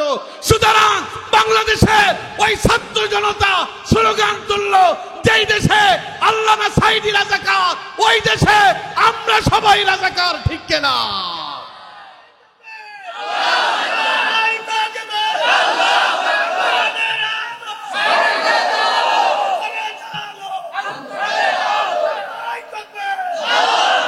ছেলেপেলেরা কয় তুমি কে আমি কে। চিন্তা করছেন এই স্লোগান ছিল গালি, এটা ছিল কি? কথা বলেন, এটা ছিল কি? এই গালিকে প্রতিষ্ঠা করার জন্য কোরআনের পাখি আল্লামা সাঈদী, যিনি জীবনের 50 বছর আল্লাহর কোরআনের দাওয়াত দিয়েছিলেন, যার আলোচনা শুনে হাজারের অধিক মুসলিম কালেমা পড়ে মুসলমান হয়েছিল, বেঈমান আল্লাহওয়ালাতে পরিণত হয়েছিল, বেনামাজি নামাজিওয়ালা হয়েছিল, সে আমাদের কোরআনের পাখি আল্লামা সাঈদীকে ওরা রাজাকার বানায়া 13 বছর জেলখানায় বন্দী রেখে তারা অসুস্থতার এক নতুন নাটক সাজিয়ে অপচিকিৎসা দিয়া বিষাক্ত ইনজেকশন পুশিং করে আল্লামা সাঈদীকে হত্যা করেছিল, ঠিক কিনা? অথচ আমার বন্ধুগণ, এই দেশের 16 কোটি মুসলমান জানে সাঈদী রাজাকার নয়। কথা বলেন, ঠিক কিনা? আল্লামা সাঈদী তার কলিজার টুকরা সন্তান রফিক বিন সাঈদীর জানাজায় কফিনটারে সামনে রেখে আল্লাহর নামে শপথ করে বলেছিলেন, ও আল্লাহ, তোমার ইজ্জতের কসম, তোমার সম্মানের কসম, 1971 সালের এক ফোঁটা বালি বা কাদা আমি সাঈদীর গায়ে লাগে নাই, লাগে নাই, লাগে নাই, ঠিক কিনা? তাইলে সাঈদীর রাজাকার বানালো কে? আল্লামা সাঈদী বলেছিলেন, আমার অপরাধ একটাই, আমি কোরআনের হক কথা বলি। আমার অপরাধ একটাই, আমার মাহফিলে লক্ষ লক্ষ মানুষ ছুটে আসে, আমার অপরাধ একটাই, আমি কোরআনের হক কথা বলি বলে অমুসলিমরা কালেমা পড়ে মুসলমান হয়। তাই ভারতের দাদা বাবুদের এটা সহ্য হলো না, তারা আমার দেশের ভেতরে ওই বেশিরভাগকে দিয়া আমাকে জেলখানায় বন্দী করে আমারে তারা রাজাকার বানিয়েছে, ঠিক কিনা? সুতরাং এই দেশের তাওহীদি মুসলিম জনতা কয় মাথা বেশি খারাপ করতে যাবেন না। তিনি রাগ কইরা কয় আমি কি রাজাকারের বাচ্চাদেরকে চাকরি দেব? ছেলেবেলেরা কয় চেয়েছিলাম অধিকার হয়ে গেলাম। কথা কয় না, চেয়েছিলাম অধিকার হয়ে গেলাম। আল্লাহ কয় পরেরটা তো আমি দেব। চাইলি চাকরি, ওরা বানালো রাজাকার, অপেক্ষা কর, তোরাই হলি আগামী দিনের সরকার। কথা কয় না, ঠিক কিনা? নাহিদ, আসিফ, মাহফুজ এরা কি জীবনে চিন্তা করছিল তারা রাষ্ট্র ক্ষমতায় যাবে? কথা কয় না, যাবে চিন্তা করছিল? ওদের তো আশা ছিল তারা খালি যোগ্যতা অনুযায়ী চাকরিটা পাবে। আল্লাহ কয় আমি যে পরিকল্পনা করি তোমরা তা জানো না। জালেমরা ষড়যন্ত্র করেছিল, ওই বৈষম্য বিরোধী ছাত্র আন্দোলনের কলিজায় তাদের বুকে গুলি চালিয়ে ওরা চেয়েছিল এই প্রতিবাদকে তারা দমন করবে, এই আন্দোলনকে দমন করবে। আল্লাহ কয় আমার সিদ্ধান্ত হলো যারা তোদের বুকে গুলি চালালো ওদেরকে আমি রাষ্ট্র থেকে বিতাড়িত করব, ঠিক কিনা? এমন ভাবে আল্লাহ বিতাড়িত করলেন, দুপুর বেলার খাবার রেডি, খাওয়ার সময়টুকুনো পেল না। কতক্ষণ, ঠিক কিনা? সুতরাং আল্লাহর সিদ্ধান্ত বড় চূড়ান্ত সিদ্ধান্ত, ঠিক কিনা? আল্লাহ যদি কয় খাবার সামনে আছে খাইতে পারবি না, বাপের ক্ষমতা না ওই খাবার খেতে পারে। কথা বলেন, ঠিক কিনা? গণভবনে খুব ভালো ভালো খাবার রান্না হইছে, পোলাও, কোরমা, খাসি, গরু, দেশি মুরগি, কাতল মাছ, রুই মাছ, ইলিশ মাছ মজা করে খাবে, আর ছাত্রদের বুকে গুলি চালাবে। উনি জানেন না খাবার থাকবে, উনি থাকবে না, ঠিক কিনা? সুতরাং রাগত ভালো না। রাগত কি? কথা কন না কেন? রাগত, রাগ করলেন তো হেরে গেলেন, রাগ করলেন তো ধ্বংস হলেন। এই জন্য আমার বন্ধুগণ, রাগকে নিয়ন্ত্রণ করতে হবে। রাগকে কি করতে হবে? নিয়ন্ত্রণ করতে হবে। রাগকে নিয়ন্ত্রণ করতে পারবেন যারা আল্লাহর প্রিয় বলে বিবেচিত হবেন তারা। সুবহানাল্লাহ। সুতরাং আমার বন্ধুগণ, আল্লাহ রাব্বুল আলামিন বলছেন ওয়াল কাযিমিনাল গায়জ, আল্লাহর পছন্দনীয় বান্দা তারা। আল্লাহ যাদের কি পছন্দ করেন তাদের দ্বিতীয় নাম্বার গুণ হলো তারা তাদের রাগকে নিয়ন্ত্রণ করতে পারে। সুতরাং আমার বন্ধুগণ, রাগ আসতে পারে, রাগ আসাটাই স্বাভাবিক।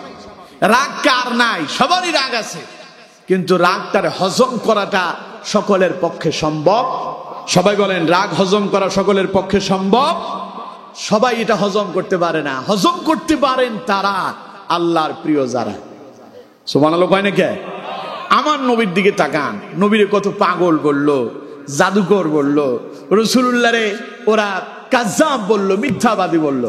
নবী করিম সাল্লাল্লাহু আলাইহি সাল্লাম চুপ করে আছেন, কোনো রাগ নাই। মনে হয় যে এই লোকটার কোনো অনুভূতি নাই। আল্লাহু আকবার বলেন। আমার বন্ধুগণ, একবার একজন ইহুদি এলো, ইহুদি কবিরাজ রাসূলুল্লাহর কাছে এসে বলল, মুহাম্মদ শুনছি তোমারে নাকি জিনে ধরছে। বলেন নাউযুবিল্লাহ। ইহুদি কবিরাজ এসে বলল, মুহাম্মদ শুনছি তোমারে জিনে ধরছে। আমি তো জিন তাড়ানোর মন্ত্র জানি, দেখি তোমার হাতটা একটু সামনে বাড়ায়া দাও, আমি তোমার জিনটা তাড়ায়া দেই। নবী করিম সাল্লাল্লাহু আলাইহি সাল্লাম হাত বাড়ায়া দিলেন। আবু বকর, ওমর পাশে উপস্থিত। নবীজি ইচ্ছে করলেই বলতেই পারতেন, আমার সাহাবীরা এই পাগল বলে কি তারে ধরো, ও বলে আমারে নাকি জিনে ধরছে। নবীজি এই কথা বললেন না, নবীজি হাত বাড়ায়া দিলেন। ইহুদি কবিরাজ রাসূলুল্লাহর হাতে হাত রাখলেন, জিন তাড়ানোর জন্য মন্ত্র পড়বে। এখন কে? কবিরাজ। কথা কয় না, কে পড়বে? কবিরাজ জিন তাড়াবে, মন্ত্র পড়বে কবিরাজ। কিন্তু কবিরাজের হাতে হাত দিয়া রাসূলুল্লাহ পড়া শুরু করলেন, আলহামদুলিল্লাহি নাহমাদুহু ওয়া নাস্তাঈনুহু ওয়া নাস্তাগফিরুহু ওয়া নু'মিনু বিহি ওয়া নাতাওয়াক্কালু আলাইহি ওয়া নাউযু বিল্লাহি মিন শুরুরি আনফুসিনা ওয়া মিন সাইয়্যাতি আমালিনা। যেটা আমরা ওয়াজের শুরুতে বলি আর কি। নবী করিম সাল্লাল্লাহু আলাইহি সাল্লাম এইভাবে আল্লাহর প্রশংসা করতে লাগলেন। কিছু দূর যাওয়ার পরে রাসূলুল্লাহ যখন আল্লাহর প্রশংসা করে ক্ষান্ত হলো, কবিরাজ বলতেছে, মুহাম্মদ জীবনে কত মানুষের জিন তাড়ালাম, কত মন্ত্র আমি শিখলাম, এত চমৎকার মন্ত্র তো আমি আমার জীবনে আর কোনোদিন শুনি নাই। সুবহানাল্লাহ কয় না কে? কবিরাজ কয়, মুহাম্মদ সাল্লাল্লাহু আলাইহি সাল্লাম, আচ্ছা আপনি যে মন্ত্রটা পড়ছেন খুব ভালো লাগলো আমার কাছে, আরেকবার পড়েন তো দেখি। নবীজি আবার পড়লেন। কবিরাজ বলতেছে, মুহাম্মদ সাল্লাল্লাহু আলাইহি সাল্লাম, এমন চমৎকার মন্ত্র আমি আর জীবনে শুনি নাই, যত শুনি তত মজা লাগে, দয়া করে আরেকবার পড়েন। নবীজি আবারও পড়লেন। পড়ার পরে এবার তিনবার যখন রাসূলুল্লাহর তিলাওয়াত শেষ হলো, ওই কবিরাজ বলতেছে, ইহুদি কবিরাজ বলতেছে, মুহাম্মদ সাল্লাল্লাহু আলাইহি সাল্লাম, আমি মনে করছি আপনারে জিনে ধরছে, আপনার জিন তাড়ানোর জন্য আমি এসেছিলাম। এখন আমি বুঝতে পারতেছি জিন আপনাকে আসর করে নাই, জিন তো আমারে আসর করছে। ইয়া রাসূলুল্লাহ সাল্লাল্লাহু আলাইহি সাল্লাম, দয়া করে আপনি কালেমা পড়ায়া আমার ভেতর থেকে জিনটা তাড়ায়া দেন।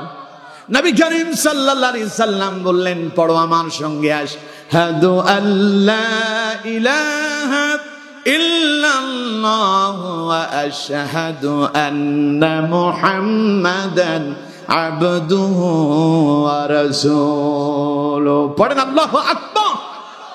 নবী যদি রাগ করতেন, নবী যদি বলতেন এই এরে ধর, তাহলে ওই ইহুদি কি আর কালেমা পড়তো? সবাই বলেন কালেমা পড়তো? আল্লাহ পাক তার নবীকে বলছেন, ফাবিমা রাহমাতিন মিনাল্লাহি লিনতা লাহুম ওয়ালাউ কুনতা ফাদদান গালিযাল কলব লানফাদ্দু মিন হাওলিক। আল্লাহ পাক বলেন, নবী আপনি আপনার রবের অনুগ্রহে আপনি হয়েছেন কোমল হৃদয়ের, অত্যন্ত নরম দিলের মানুষ আপনি। মুহাম্মদ সাল্লাল্লাহু আলাইহি সাল্লাম, আপনার অন্তর যদি কঠোর হতো, আপনি যদি কর্কশ ভাষাভাষী হতেন, আপনি যদি গরম মেজাজের হতেন, লানফাদ্দু মিন হাওলিক, এই লোকগুলো আপনার কাছে আসতে পারতো না। আমি আল্লাহ আপনার এত নরম দিলওয়ালা বানালাম, আপনার ওই নরম দিলের কারণে এই কাফেরেরা আপনার কাছে এসে কালেমা পড়ে মুসলমান হয়েছে। কিন্তু আমার বন্ধুগণ, আমরা অল্পতেই রেগে যাই, অল্পতেই রেগে যাই। রাগ বেশি ভালো জিনিস না। রাগ করলেন তো হেরে গেলেন। রাসূলুল্লাহ রাগকে নিয়ন্ত্রণ করলেন আর বিশ্বকে জয় করেছেন, ঠিক কিনা? মুহাম্মদ সাল্লাল্লাহু আলাইহি সাল্লাম সমগ্র বিশ্ব জগতের মানুষের জন্য অনুকরণীয় এবং অনুসরণীয়, ঠিক কিনা? কার অনুসরণ করতেছেন আপনি? আপনার অনুসরণ Rabindranath, Karl Marx, Lenin, Bangabandhu, এগুলো আপনার আদর্শ। অথচ যাদের আদর্শ অনুসরণ করতেছেন, এদের যদি পেছনের ইতিহাস দেখেন, এক একটার চরিত্র হলো ছাগলের লাদির চাইতেও নিকৃষ্ট, ঠিক কিনা? জোরে বলেন ঠিক কিনা? অথচ আমার নবীর চরিত্র দেখেন, আল্লাহ পাক বলছেন, ওয়া ইন্নাকা লাআলা খুলুকিন আযীম। আল্লাহ পাক বলেন, ও দুনিয়ার মানুষেরা, আমার নবীর সম্পর্কে শোনো। নবী হে, আমি আপনাকে শুধু চরিত্র দেই নাই, ওয়া ইন্নাকা লাআলা খুলুকিন আযীম, আমি আপনাকে এক মহান পৌত পবিত্র চরিত্রের উপরে অধিকারী করে দিয়েছি। এই জন্য দুনিয়ার মানুষকে আল্লাহ পাক ডেকে বলেছেন, লাকাদ কানা লাকুম ফি রাসূলিল্লাহি উসওয়াতুন হাসানা।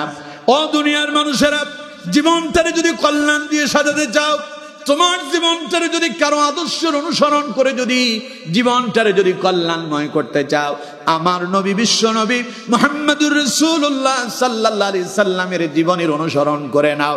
কারণ রাসূলুল্লাহর জীবনের ভেতরে গোটা বিশ্ব জগতের মানুষের জন্য উত্তম আদর্শ যিনি রেখেছেন, তিনি কে? চিল্লায় বলতে হবে, তিনি কে? আর আমরা যে সমস্ত নেতাদের পেছনে দৌড়াই, আমার দেশের ছেলেবেলেরা নেতাদের নামে স্লোগান দেয়, অমুক নেতার চরিত্র ফুলের মতো পবিত্র। খুঁজা দেখেন, নেতার চরিত্র সারা রাত বোতল ঠেলাতে ব্যস্ত। কথা কয় না, ঠিক কিনা? নেতার চরিত্র টেবিলের নিচ দিয়া ঘুষের টাকা নেওয়াতে ব্যস্ত। কথা কয় না কে? নেতার চরিত্র হলে নেতা উপরে উপরে লেবেল লাগায়, ভেতরে ভেতরে ইসলামের গোড়া কেটে দেয়। কথা বলতে হবে, ঠিক কিনা? আর আমার নবীর চরিত্র ছিল এমন চরিত্র, যিনি গোটা বিশ্বের মানুষের জন্য অনুসরণীয় অনুকরণীয় ছিলেন। সুবহানাল্লাহ। এর জন্য জীবন আদর্শ মানব কার? রাসূলুল্লাহ। জীবন আদর্শ মানব কার? সবাই বলতে হবে, জীবন আদর্শ মানব কার? রাসূলুল্লাহর আদর্শ যদি মানতে পারেন, গোটা জীবনটাকে যিনি উত্তম করে সাজায়া দেবেন, তিনি কে? এই জন্য রাসূলুল্লাহর আদর্শে নিজের জীবন গঠন করতে হবে। পারবো তো ইনশাআল্লাহ? সবাই বলতে হবে, পারবো তো ইনশাআল্লাহ? আমার বন্ধুগণ, শুধু না, আমি বলছিলাম আমার নবীর ভেতরে সেই রকম কোনো রাগ ছিল না। নবী করিম সাল্লাল্লাহু আলাইহি সাল্লাম ছিলেন কোমল হৃদয়ের। আল্লাহ আমাদেরকে এইরকম কোমল হৃদয়ের হওয়ার তৌফিক দেন, বলেন আমিন। রাগ আসবে, রাগ আসাতেই স্বাভাবিক। তবে মনে রাখবেন, রাগ কিন্তু শয়তানের পক্ষ থেকে আসে। রাগ আসলে কিভাবে রাগকে নিয়ন্ত্রণ করবেন, তিনটা টিপস আপনাদেরকে শিখাই দিচ্ছি রাসূলুল্লাহর হাদিস থেকে। নবী করিম সাল্লাল্লাহু আলাইহি সাল্লাম বলছেন, ইন্নাল গাদাবা মিনাশ শাইতান, রাগ আসে শয়তান থেকে। ওয়া ইন্নাশ শাইতানা খুলিকা মিনান নার, আর শয়তান হলো আগুনের তৈরি। নবী করিম সাল্লাল্লাহু আলাইহি সাল্লাম বলছেন ওয়া ইন্নামা তুতফাউন নারু বিল মা, আর আগুন নেভানো যায় পানি দিয়া। আগুন নেভানো যায় কি দিয়া? সবাই বলতে হবে আগুন কি দিয়া নেভানো যায়? নবী করিম সাল্লাল্লাহু আলাইহি সাল্লাম বলছেন ওয়া ইন্নামা তুতফাউন নারু বিল মা ফাইদা গাদাবা আহাদুকুম ফালইয়াতাওয়াদ্দা, সুতরাং তোমাদের কারো যদি রাগ আসে সে যেন ওযু করে নেয়। সুবহানাল্লাহ কইলেন না? রাগ আসে শয়তান থেকে, শয়তান হলো আগুনের তৈরি, আগুন নেভানো যায় পানি দিয়া। সুতরাং তোমাদের কারো যদি রাগ আসে, রাসূলুল্লাহ বললেন তাড়াতাড়ি পানি দিয়া ওযু করে নাও, তাহলে ওই আগুন নিভে যাবে, তখন তোমার রাগ নিয়ন্ত্রণ হয়ে যাবে। সুবহানাল্লাহ। দ্বিতীয় নাম্বার আরেকটা হাদিস, নবী করিম সাল্লাল্লাহু আলাইহি ওয়াসাল্লাম বলছেন ইযা গাদাবা আহাদুকুম ওয়া হুয়া কাঈমুন ফালইয়াজলিস, যদি কারো রাগ যদি দাঁড়ানো অবস্থায় আসে, রাসূলুল্লাহ বললেন সেই যেন বসে যায়। সুবহানাল্লাহ। নবী করিম সাল্লাল্লাহু আলাইহি সাল্লাম বললেন সেই যদি বসে যায়, তখন যদি তার রাগ নিয়ন্ত্রণ হয়ে যায় তাহলে তো ভালো কথা। এরপরেও রাগ নিয়ন্ত্রণ হলো না, নবী করিম সাল্লাল্লাহু আলাইহি সাল্লাম বললেন তখন সেই যেন শুয়ে যায়। সুবহানাল্লাহ। কয় না কে? আপনার মাঝে মধ্যে স্বামী আসছে অফিস থেকে, অফিসের বস আজ তাকে খুব বকাঝকা করছে, মন খুব খারাপ, মেজাজও খারাপ, বসের সঙ্গে উল্টো আবার জবাব দিতে পারে নাই, খুব রাগ ভেতরে। দুপুরবেলা লাঞ্চের সময় বিরতি এলো, বাসায় এসে খাবার খাবে, বাসায় আসলো খাবার খাওয়ার জন্য। বাসায় এসে তিনি ডাইনিং টেবিলে বসে আছেন, স্ত্রীকে ডেকে বলছেন এই খাবার রেডি হয়েছে, তাড়াতাড়ি দাও। স্ত্রী বলতেছে 2 মিনিট অপেক্ষা করো, এই তো এখনই খাবার দিয়ে দিচ্ছি। স্ত্রী খাবার এনে পরিবেশন করলেন স্বামীর সামনে। আজ যখন খেতে বসলো, আজ তো মেজাজ ঠিক নাই, তাই খেতে বসার সময় খাবারটা যখন মুখে দিছে মনে হয় যে লবণ একটু কম হয়েছে, আসলে লবণ ঠিকই আছে, মেজাজ খারাপের কারণে জিহ্বার স্বাদ নষ্ট হয়ে গেছে। ঠিক কিনা? দেখবেন আপনার যদি মেজাজ খারাপ হয়, মন যদি খারাপ থাকে, আপনার কাছে পোলাও কর্ম এটা আপনার কাছে অস্বাদ হয়ে যাবে, এটা কোনো তৃপ্তি পাবেন না। ঠিক কিনা? এখন বস বকাঝকা করছে, মন খারাপ, মেজাজ খারাপ, খেতে বসছে, মনে হয়েছে যে খাবারে মনে হয় লবণ হয় নাই, মেজাজ হয়ে গেছে খারাপ, কারণ বসের সেই রাগ সব তো ভেতরে হজম করে রাখছে। বউ বেচারি স্ত্রী মানুষ যে এক বিপদে পড়ছে, ও তো আর স্বামীর সামনে কথা বলতে পারে না, কারণ স্বামীরে খুব সম্মান করে। স্বামীরে সম্মান করার জন্য বলেছেন মুহাম্মদ সাল্লাল্লাহু আলাইহি ওয়াসাল্লাম, এই বাংলাদেশের নারীরা স্বামী ভক্ত খুব। ঠিক কিনা? জোরে বলেন ঠিক কিনা? আপনাদের এলাকার নারীরা মনে হয় স্বামী ভক্ত না, আপনাদের কথার আওয়াজে বোঝা যায় মনে হয় কম। হ্যাঁ, একটু কম আছে। ইন্না লিল্লাহি ওয়া ইন্না ইলাইহি রাজিউন। মায়েরা কি আমার আলোচনা শুনতেছে নাকি? হ্যাঁ, মায়েদের জন্য প্যান্ডেল আছে। আমার মায়েরা ধরা পড়ছেন কিন্তু আজকে আপনারা। তাইলে আগে মায়েদের জন্য 2টা ওয়াজ করে দেয়, কি বলেন? এরপরে আপনাদেরকে করবো আর কি। আপনাদেরটা রেডি আছে, খাইতে বসছেন, নিজের কারণে জিহ্বার ভেতরে মেজাজ খারাপের কারণে স্বাদ লাগে নাই, এটা মনে রাখবেন, আবার এখানে ফিরে আসবো। মায়েরা আপনারা যারা আমার আলোচনা শুনছেন, আপনাদেরকে বলছি, আমার মায়েরা, জান্নাত আপনাদের জন্য আল্লাহ খুব সহজ করে দিয়েছে। জান্নাতে যাওয়া নারীদের জন্য খুবই সহজ, যদি 4টা কাজ করতে পারেন। কয়টা? সবাই বলেন কয়টা? আল্লাহ নবী বলছেন আল মারআতু ইযা সাল্লাত খামসাহা ওয়া সামাত শাহরাহা ওয়া আহসানাত ফারজাহা ওয়া আতাআত বা'লাহা ফালতাদখুল মিন আইয়ি আবওয়াবিল জান্নাতি শাআত। নবী করিম সাল্লাল্লাহু আলাইহি সাল্লাম বলেন, ওই নারীদের জন্য আল্লাহ পাক জান্নাতের 8টি দরজা খুলে দেবেন। জান্নাতের স্তর কয়টা? কথা বলে না, কয়টা? 8টা। 8টা স্তরের দরজা কয়টা? বুঝে না মনে? আপনার ঘরের ভেতরে যদি 8টা রুম থাকে, দরজা কয়টা হবে? সবাই বলেন কয়টা? এরকম জান্নাতের স্তর হলো 8টা। 8টা জান্নাতের 8টা দরজা আছে। নবী করিম সাল্লাল্লাহু আলাইহি সাল্লাম বলছেন, যেই নারী 4টা আমল করবে, 1 নাম্বার আল মারআতু ইযা সাল্লাত খামসাহা, দৈনিক 5 ওয়াক্ত নামাজ সঠিকভাবে যদি আদায় করতে পারে, ওয়া সামাত শাহরাহা, মাহে রমাদানের রোজাগুলো যদি সঠিকভাবে রাখতে পারে, ওয়া আহসানাত ফারজাহা, নিজের লজ্জাস্থানের হেফাজত করতে পারে, অর্থাৎ যদি পর্দায় থেকে জীবন যাপন করতে পারে, 4 নাম্বার ওয়া আতাআত বালাহা, যদি স্বামীর আনুগত্য করতে পারে। স্বামীর আনুগত্য করা স্ত্রীর উপরে ওয়াজিব, স্বামীর আনুগত্য করা স্ত্রীর উপরে ওয়াজিব। মায়েরা খবরদার, নফল রোজা রাখবেন তাতেও স্বামীর অনুমতি লাগবে। নফল রোজা রাখতেও স্বামীর কি লাগে? অনুমতি লাগে। নবী করিম সাল্লাল্লাহু আলাইহি সাল্লাম বলছেন, রাসূল করিম সাল্লাল্লাহু আলাইহি সাল্লাম একদিন পাহাড়িয়া পথ দিয়ে হেঁটে যাচ্ছে, বন থেকে একটা হরিণ বেরিয়ে এসে রাসূলুল্লাহকে দেখে সিজদায় অবনত হয়ে গেল। সাহাবায়ে কেরাম এই দৃশ্য দেখে নবীজিকে বললেন, ইয়া রাসূলুল্লাহ সাল্লাল্লাহু আলাইহি সাল্লাম, হুজুর আপনি যদি অনুমতি দিতেন তাহলে আমরাও আপনাকে সিজদা দিয়া ধন্য করতাম, নিজেরাও ধন্য হতাম। নবী করিম সাল্লাল্লাহু আলাইহি সাল্লাম বললেন, না আমার সাহাবীরা, আল্লাহ যদি আল্লাহর পরে কাউকে সিজদার অনুমতি দিতেন তাহলে প্রত্যেক স্ত্রীকে বলতেন সে যেন তার স্বামীর পায়ে সিজদায় অবনত হয়, আর প্রত্যেক ব্যক্তিকে বলা হতো তারা যেন তাদের মা বাবার কদমে সিজদায় লুটে পড়ে। কিন্তু আল্লাহর পরে আর কাউকে সিজদা করার অনুমতি, কথা বলেন, আছে কি? চিন্তা করেন তাইলে স্বামীর মর্যাদা কত। আমার মায়েরা, নবী করিম সাল্লাল্লাহু আলাইহি সাল্লাম বলছেন, ওয়া আতাআত বালাহা, যেই নারী স্বামীর আনুগত্য করবে, স্বামীর কথা শুনবে। স্বামী বলছে আপনি স্ত্রী বাড়ি বাপের বাড়ি যেতে চান, আপনার বাপের বাড়ি যেতেই পারেন। বাপের বাড়ি যখন আছে মন খারাপ হবেই, বাপের বাড়ির জন্য একটু মনের ভেতরে টান কার না আসে। আমি দীর্ঘ 1 সপ্তাহ উপরে আমার বাড়ি থেকে বাইরে আছি, অর্থাৎ প্রোগ্রামে ব্যস্ত, বাসায় যেতে পারছি না। আমার খুব বাড়িতে যাই যে মন পড়তেছে, আমার খুব মন খারাপ হচ্ছে, আমার মন চাই যে বাড়িতে চলে যাই। মেয়ে আমারে ফোন দিয়ে, ছোট মেয়েটা বলে যে, আব্বু কবে আসবে তুমি, আমি তোমার কাছে চলে আসতেছি। এই যে একটা টান, অন্তরে একটা মোহাব্বত, ভালোবাসা। কিছুক্ষণ পর পরে ও ফোন দিবে, ফোন না ধরলে ওর মন খারাপ হয়ে যায়। এবার কোন তো দেখি, এই যে ভালোবাসা, এটা কিসের কারণে?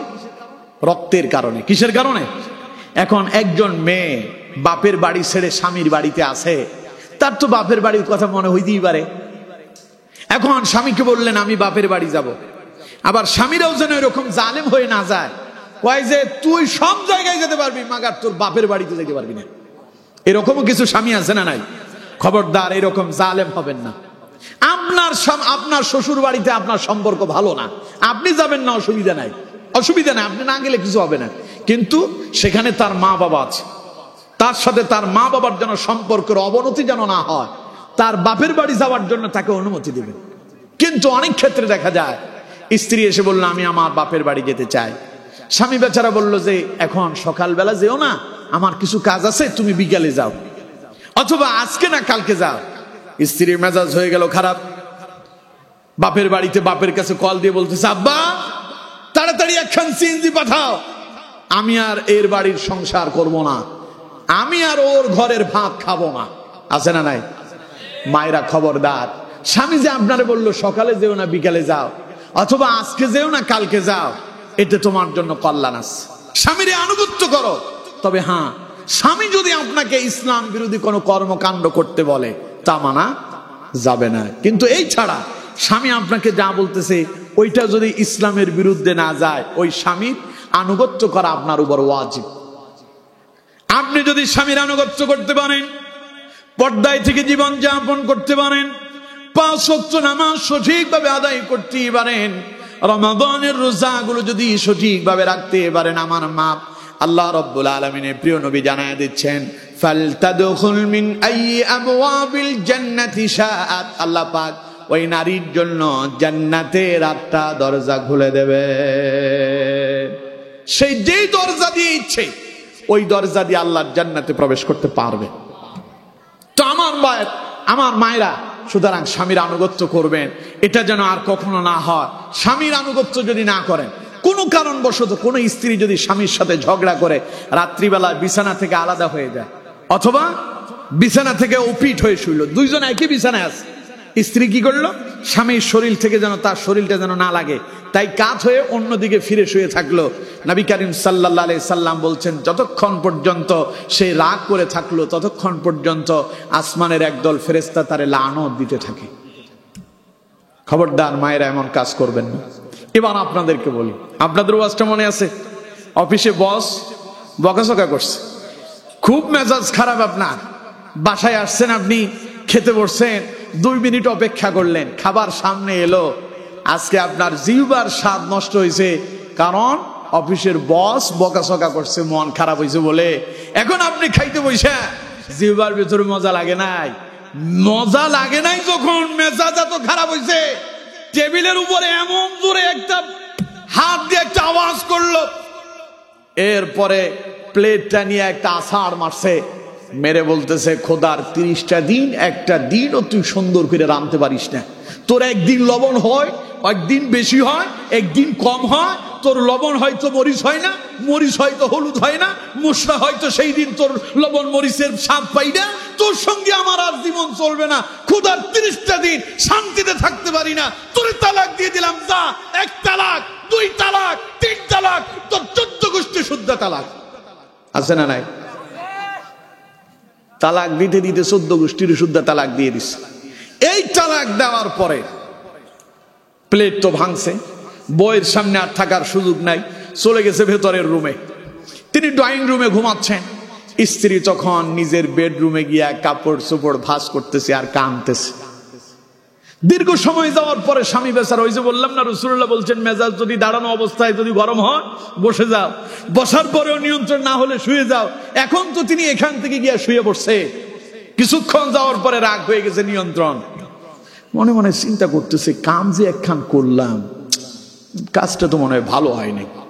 আচ্ছা দেখি তো আমার স্ত্রী কি করতেছে, বউয়ের কি খবর, একটু তার খবর আখবর নেই।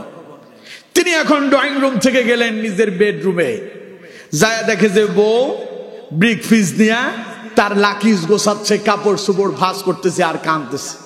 জিজ্ঞাসা করতেছে, তুমি কাবু কেন, কাপড় চোপড় ভাঁজ করতেছো কে? কয় যে কাপড় চোপড় ভাঁজ করি কে জানো না?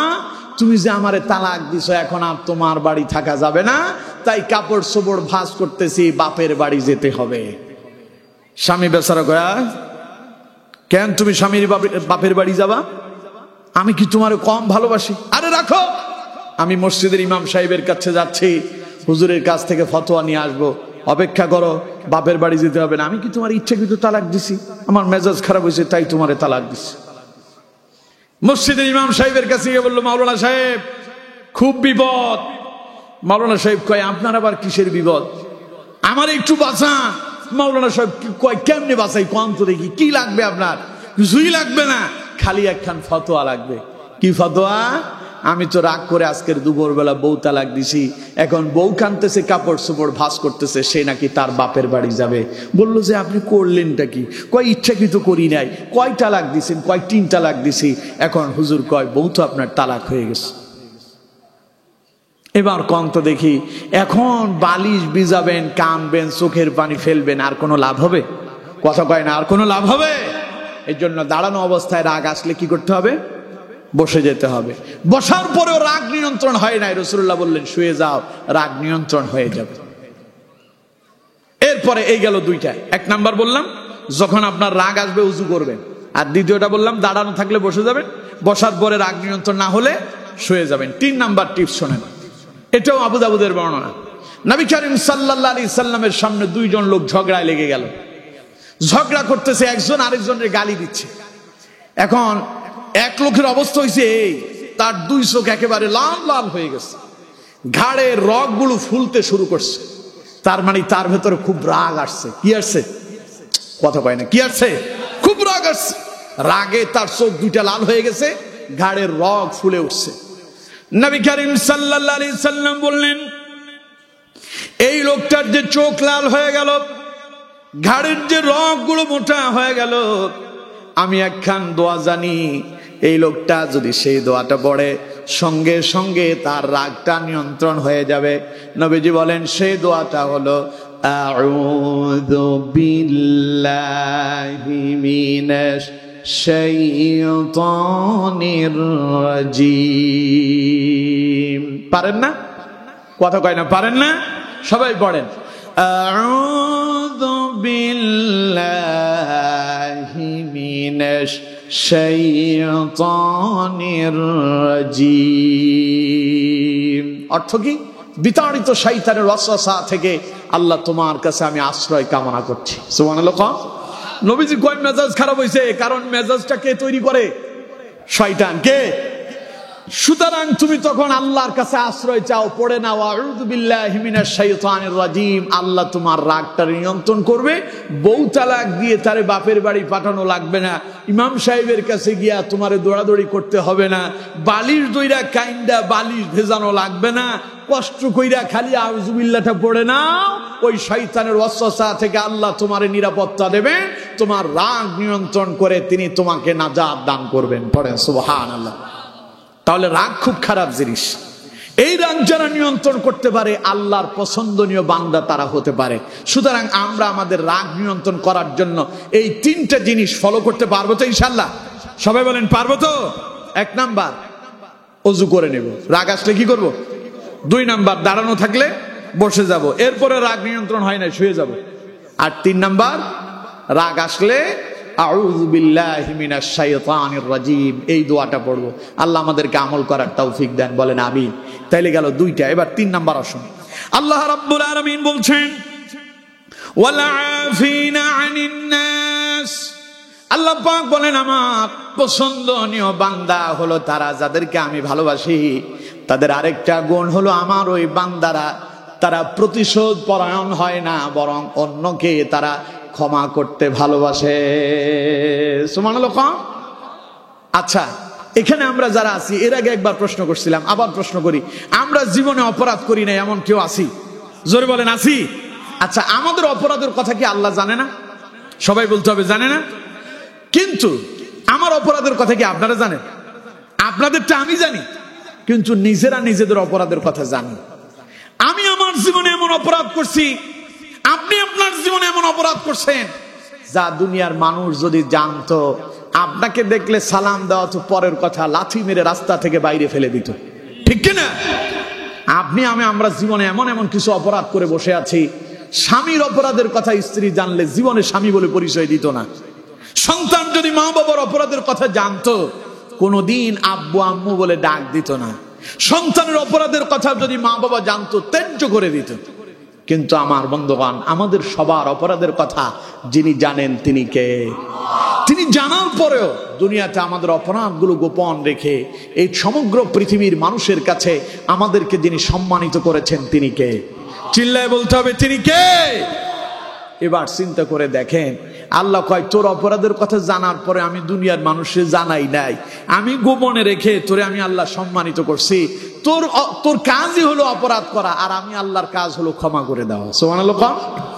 এজন্য আল্লাহ রাব্বুল আলামিন বলছেন ইয়া ইবাদিয়াল্লাযীনা আসরাফু আলা আনফুসিহিম লা তাকনাতু মির রাহমাতিল্লাহ ইন্নাল্লাহা ইয়াগফিরুয যুনুবা জামিআ ইন্নাহু হুয়াল গফুরুর রহিম। চিল্লায় পড়েন আল্লাহু আকবার। আল্লাহ পাক বলছেন আমার বান্দারে, ইয়া ইবাদিয়াল্লাযীনা আসরাফু আলা আনফুসিহিম, তোমরা কি নিজেদের উপরে নিজেরা জুলুম করেছো নাকি? অনেক গুনাহ করে ফেলেছো নাকি? আমার বান্দারে, লা তাকনাতু মির রাহমাতিল্লাহ, অপরাধটাকে অপরাধ বলে বুঝার পরে আমার রহমত থেকে নৈরাশ হয়ে যেও না। আমার বান্দা, আমার কাছে ফিরে আসো, আমার কাছে ফিরে আসো। আমি তোমার এমন রব, আমি তোমার এমন মাবুদ, আমি তোমার এমন স্রষ্টা, আমি তোমার এমন আল্লাহ। ইন্নাল্লাহা ইয়াগফিরুয যুনুবা জামিআ, তোমার যত বড় গুনাহই হোক না কেন, আমি আল্লাহ যদি চাই সঙ্গে সঙ্গে সব মাফ করে দিয়া তোমার নিষ্পাপ বানায় দিতে পারি। কারণ ইন্নাহু হুয়াল গফুরুর রহিম, কারণ আমি আল্লাহ হলাম পরম দয়ালু, অসীম ক্ষমাশীল। পড়েন সুবহানাল্লাহ। এর জন্য আমার বন্ধুগণ, ক্ষমাটা কার অভ্যাস? বুঝেন নাই? ক্ষমা কার অভ্যাস? আল্লাহ। এই জন্য আপনি যদি কারোরে ক্ষমা করে দেন, আল্লাহ কয় আমার বান্দা তুই যেন আমার অনুসরণটা করলি রে, আমি আল্লাহ তোর উপর খুব খুশি হয়ে গেলাম। সুবহানাল্লাহ। দেখুন আমার বন্ধুগণ, মানুষকে ক্ষমা করে দিয়া একজন সাহাবী 3 দিন পর্যন্ত জান্নাতের সুসংবাদ পেয়েছেন। সুবহানাল্লাহ। এই হাদিসটা হযরতে আনাস ইবনে মালিক রাদিয়াল্লাহু তাআলা আনহু তিনি বর্ণনা করছেন। হাদিসটি আল বিদায়া ওয়ান নিহায়ার ভেতরে এসেছে। হযরত আনাস ইবনে মালিক রাদিয়াল্লাহু তাআলা আনহু বলছেন, আমরা একদিন মসজিদে নববীতে নবী করিম সাল্লাল্লাহু আলাইহি ওয়াসাল্লামের সামনে বসা। হঠাৎ করে নবী করিম সাল্লাল্লাহু আলাইহি ওয়াসাল্লাম তিনি আমাদেরকে দেখে বললেন, ইয়াতলু আলাইকুমুল আনা রাজুলুম মিন আহলিল জান্নাহ। নবীজি বললেন, এই মুহূর্তে তোমাদের মাঝে একজন জান্নাতি লোকের আগমন হবে। সুবহানাল্লাহ। সাহাবায়ে কেরাম বড় অবাক হয়ে গেল, আশ্চর্য হয়ে গেল, না জানি কোন সাহাবী এই মুহূর্তে আগমন করবে। রাসূলুল্লাহ যাকে জান্নাতি বললেন সেই সাহাবী না জানি কোন সাহাবী হবেন। সবাই অপেক্ষা করতে লাগলো, না জানি কে আসবে। হযরত আনাস ইবনে মালিক রাদিয়াল্লাহু তাআলা আনহু বলেন, আমরা দেখতে পেলাম একজন সাহাবী এলেন, মাত্র তিনি ওযু করেছেন, তার দাড়ি থেকে ওযুর পানিগুলো টপ টপ করে জমিনে পড়তেছে। বাম হাতে জুতা নিয়ে তিনি মসজিদে নববীতে ঢুকলেন। এরপরে তিনি বসে গেলেন। আজকের এই দিনটা এইভাবে শেষ হয়ে গেল। হযরত আনাস বলেন, দ্বিতীয় দিন আমরা আবার মসজিদে নববীতে নবী করিম সাল্লাল্লাহু আলাইহি সাল্লামের সামনে বসা। হঠাৎ করে নবীজি আজও বলে উঠলেন, ইয়াতলু আলাইকুমুল আনা রাজুলুম মিন আহলিল জান্নাহ। নবীজি বললেন, এই মুহূর্তে তোমাদের মাঝে একজন জান্নাতি ব্যক্তির আগমন হবে। সাহাবায়ে কেরাম বললেন, আমরা অবাক হয়ে গেলাম, না জানি আজকে আবার নতুন কে যেন আসে, কে আসবে আজকে, আমরা দেখার অপেক্ষায় আছি। হযরত আনাস বলেন, আমরা সবাই বড় অবাক হয়ে গেলাম, আশ্চর্য হয়ে গেলাম। গতকাল যেই মানুষটা এলো, আজও ঠিক একই মানুষটা এলো। গতকাল যেইভাবে ছিল, সদ্য ওযু করেছে, দাড়ি থেকে পানিগুলো টপ টপ করে পড়তেছে, বাম হাতে জুতা নিয়ে, আজও সেই লোকটা মসজিদে নববীতে প্রবেশ করলেন। জুতাগুলো রেখে দিয়া তিনি মসজিদে নববীতে বসে গেলেন। হযরত আনাস বলেন, দ্বিতীয় দিন এইভাবে গেল। পরের দিন আমরা আবার রাসূলুল্লাহর সামনে বসা মসজিদে নববীতে। নবী করিম সাল্লাল্লাহু আলাইহি সাল্লাম আমাদের সঙ্গে কথা বলছেন। হঠাৎ রাসূলুল্লাহ বলে উঠলেন, ইয়াতলু আলাইকুমুল আনা রাজুলুম মিন আহলিল জান্নাহ। এই মুহূর্তে তোমাদের সামনে একজন জান্নাতি লোকের আগমন হবে। সুবহানাল্লাহ। হযরত আনাস বলেন, সমস্ত সাহাবীরা অবাক হয়ে বসে আছে, না জানি এখন কোন সাহাবী আসবেন। তাকায়া দেখতে পেল, গত 2 দিন যিনি এসেছেন আজও তিনি এসেছেন। গত 2 দিন যে অবস্থায় এসেছেন আজও ঠিক একই অবস্থায় এলেন। সদ্য ওযু করেছেন, দাড়ি থেকে পানিগুলো টপ টপ করে পড়তেছে, বাম হাতে জুতা নিয়ে মসজিদে নববীতে ঢুকলেন। লোকটা বসে পড়লেন, রাসূলুল্লাহর আলোচনা শুনলেন। নবীজি মজলিস শেষ করলেন। রাসূলুল্লাহ যখন উঠে গেলেন, একজন সাহাবী ওই সাহাবীর কাছে গেলেন। ওই সাহাবীর নাম হলো হযরতে আব্দুল্লাহ ইবনে আমর ইবনুল আস রাদিয়াল্লাহু তাআলা আনহু। তিনি ওই সাহাবীর কাছে গিয়া বললেন, আমার সাহাবী ও রাসূলুল্লাহর সাহাবী, আমি আপনার কাছে এসেছি। আমার বাড়িতে আব্বার সঙ্গে মনোমালিন্য হয়েছে, ঝগড়া হয়েছে। আমি আমার বাবার সঙ্গে ওয়াদা করেছি আগামী 3 দিন পর্যন্ত আমি আমার বাড়িতে যাব না। আপনার কাছে আমি দয়া করে অনুমতি চাই, ওই 3টা দিন আপনার বাড়িতে আমাকে মেহমান হিসাবে একটু থাকার জায়গা করে দেয়। স্বামী বললেন, আচ্ছা ঠিক আছে, বাপের সাথে যেহেতু ঝগড়া হয়েছে, ঠিক আছে 3 দিন আমার বাড়িতেই থাকো। মূল উদ্দেশ্য কি? ঝগড়া না।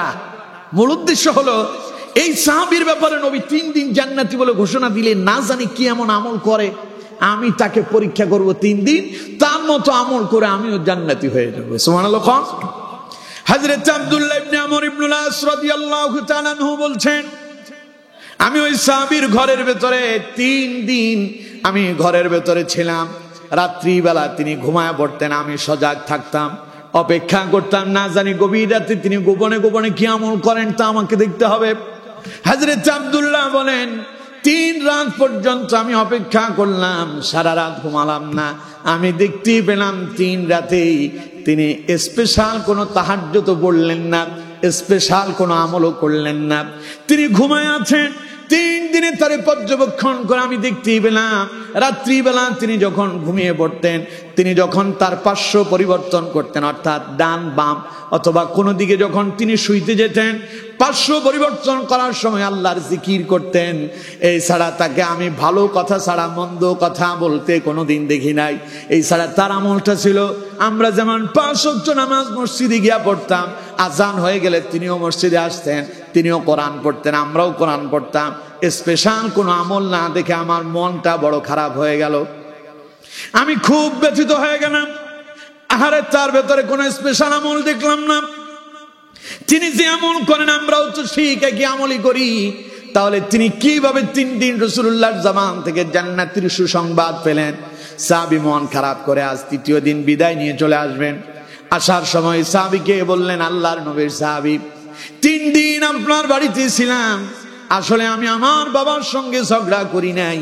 3 দিন ছিলাম আপনাকে পর্যবেক্ষণ করার জন্য, আপনাকে পরীক্ষা করার জন্য। কারণ আমি নবীজির মুখে শুনেছি 3 দিন রাসূলুল্লাহ আপনাকে জান্নাতি বলে ঘোষণা দিয়েছেন, অথচ আপনার ভেতরে স্পেশাল কোন আমল দেখলাম না। কি আমল আপনি এমন করেছেন যে আমলের বিনিময় নবীজি আপনাকে 3 দিন বলে জান্নাতি ঘোষণা দিয়েছিল? কি আমল করছেন আপনি? কিছুই তো পেলাম না। ওই সাহাবী বলল, তুমি তো আমাকে যেইভাবে দেখেছ, ফজরের আজান হলে তোমরাও মসজিদে যাও, আমিও মসজিদে যাই। তোমরাও কোরআন পড়ো, আমিও কোরআন পড়ি। তোমরাও জিকির করো, আমিও জিকির করি। তোমরা রাসূলুল্লাহর মজলিসে বসো, আমিও রাসূলুল্লাহর মজলিসে বসি। এর চাইতে আলাদা কোনো আমার আমল আছে বলে তো আমার মনে পড়ে না। হযরত আব্দুল্লাহ ইবনে আমর ইবনুল আস রাদিয়াল্লাহু তাআলা আনহু বলেন, মনটা খারাপ করে আমি যখন তার বাড়ি থেকে বেরিয়ে যাচ্ছি, এমন সময় তিনি আমাকে বললেন, ওহে বৎস, এদিকে আসো। হযরত আব্দুল্লাহ ইবনে আমর ইবনুল আস বললেন, আমি তার কাছে গিয়ে হাজির হলাম। তিনি বললেন, শোনো, আমার একখান ছোট্ট আমল আছে। আমি যখন রাত্রিবেলা ঘুমাতে যাই, সারাদিন আমার সঙ্গে যত মানুষের সঙ্গে ঝগড়া হয়েছিল তাদের প্রতি আমার অন্তরে কোনো বিদ্বেষ থাকে না। আমি ঘুমানোর আগে সকলকে মাফ করে দেই। আমার ভেতরে আরেকটা আমল হলো, আল্লাহ কাউকে বড় কোনো নিয়ামত দান করছেন, ওর একটা বাড়ি হলো, ওর অনেক সম্পদ হয়েছে, এই দেখে আমি হিংসা করি না। হযরত আব্দুল্লাহ ইবনে আমর ইবনুল আস বললেন, ও আল্লাহর নবীর সাহাবী, যে আমল আপনার ভেতরে আছে, আপনি মানুষের প্রতি প্রতিশোধ পরায়ণ নন। কেউ আপনারে গালি দিল, আপনি তারে মাফ করে দিয়েছেন, এমনটা তো আমরা পারি না। সুতরাং আপনার ওই আমলের বিনিময় নবীজি 3 দিন আপনাকে 3 বার জান্নাতি বলে আমাদের সামনেই ঘোষণা দিয়েছেন। সুবহানাল্লাহ। সুতরাং আমার বন্ধুগণ, আপনারা নিজেদেরকে সেই জান্নাতি মানুষে যদি রূপান্তরিত করতে চান, ওয়াল আফিনা আনিন নাস, তাহলে প্রতিশোধ পরায়ণ হওয়া যাবে না, মানুষকে ক্ষমা করার নীতি অবলম্বন করতে হবে। পারবো আমরা? আল্লাহ পাক তার নবীকে শিখাইয়া দিচ্ছেন, খুদিল আফওয়া ওয়া'মুর বিল মা'রুফ ওয়া আ'রিদ আনিল জাহিলিন। নবী, আপনি ক্ষমা করার অভ্যাস করেন আর সৎ কাজের আদেশ দেন। মূর্খ জাহেলদের থেকে দূরে থাকেন, কারণ মূর্খ লোকেরা আপনারে বিভিন্ন ধরনের প্রশ্ন করে, আপনি মনে কষ্ট পান, আমি তা বুঝি, আমারও খুব খারাপ লাগে।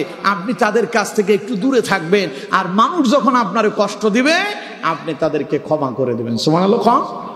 দেখেন তাইফের ময়দানে ঘটনা আপনারা কে না জানেন, রাসূলুল্লাহর পাথর মারা হলো, 3 বার বেহুশ হয়েছে, 4বার বেহুশ অবস্থায় পড়ে আছেন। আল্লাহ জিব্রাইল প্রেরণ করলেন, যাও জিব্রাইল, আমার হাবিবকে গিয়া বলো, পাহাড়ের ফেরেশতাদেরকে নিয়োজিত করে রেখেছি, নবী অনুমতি দিলেই এই সমগ্র তায়েফবাসীকে পাহাড়ের চাপা দিয়া সমূলেই ধ্বংস করে দেওয়া হবে। নবী করিম সাল্লাল্লাহু আলাইহি সাল্লাম তখন কি বললেন, আল্লাহ, এই তায়েফবাসীরা কি জানে আমি নবী? ওরা যদি জানতো আমি নবী, তাহলে তারা আমার উপরে পাথর নিক্ষেপ করতো না। ওরা আমার পাগল বলে আমার উপরে পাথর নিক্ষেপ করে আমার রক্তাক্ত করতো না, বেহুশ বানায় দিত না। আল্লাহ, তারা তো জানে না, ওরা অবুঝ, না জেনে অপরাধ করছে, আল্লাহ তাদেরকে তুমি মাফ করে দাও। সুবহানাল্লাহ। এই অভ্যাস ছিল আমার নবীর। এর জন্য রাসূলুল্লাহর নীতির অনুসরণ করতে হবে। আপনার ভেতরে যদি এই আদর্শ যদি থাকে, তাহলে আপনিও রাসূলুল্লাহর আদর্শে আদর্শবান হতে পারলেন। আর রাসূলুল্লাহর আদর্শে আদর্শবান হতে পারলে দুনিয়াও কল্যাণ হবে, পরকালে মুক্তি পাবেন। সুতরাং আমার বন্ধুগণ, তাহলে আমাদেরকে আজকে সিদ্ধান্ত নিতে হবে, আমরা আমল করব 3টা। কয়টা? সবাই বলেন কয়টা? আল্লাহ রাব্বুল আলামিন বলছেন, আল্লাযীনা ইউনফিকুনা ফিস সারাই ওয়াদ-দাররা, যারা সচ্ছল এবং অসচ্ছল উভয় অবস্থায় যারা আল্লাহর রাস্তায় দান করতে পারে। এরপরে আল্লাহ পাক বলছেন, ওয়াল কাযিমিনাল গায়জ, যারা তাদের রাগকে নিয়ন্ত্রণ করতে পারে। 3 নাম্বার আল্লাহ পাক বলছেন, ওয়াল আফিনা আনিন নাস, যারা মানুষকে ক্ষমা করে দিতে পারে। আল্লাহ পাক বলেন, এই 3টা গুণ যার ভেতরে আছে ওয়াল্লাহু ইউহিব্বুল মুহসিনিন, সেই আল্লাহর প্রিয় হয়েছে। সুবহানাল্লাহ। আরো আসতে কোন, রাগ করছেন? কথা কন না কেন, রাগ করছেন? তাহলে চিল্লায় কোন না সুবহানাল্লাহ। সহজ আমল, তিনটা সহজ আমল। পয়সা যখন পকেটে আছে তখনও দেন, না থাকলেও দেওয়ার চেষ্টা করেন। অভাব চলতেছে, দেন না, যা আছে সেখান থেকে অল্প করে হলেও আল্লাহর রাস্তায় দান করেন। দ্বিতীয় নাম্বার কি? রাগকে নিয়ন্ত্রণ করতে হবে। আর 3 নাম্বার, মানুষকে ক্ষমা করে দেওয়ার অভ্যাস, নীতি অবলম্বন করতে হবে। এই 3টা কাজ করলে আমরা আল্লাহর প্রিয় হতে পারবো। আর আল্লাহর প্রিয় হবে যারা, জান্নাতে যাবে তারা। আসুন আমরা এই 3টা গুণে গুণান্বিত হওয়ার জন্য চেষ্টা করি। আল্লাহ পাক এই 3টা গুণে আমাদের প্রত্যেককে গুণান্বিত করে আল্লাহর প্রিয় বান্দা হওয়ার তৌফিক দান করুন। পড়ুন আমিন। আরো জোরে পড়ুন আমিন।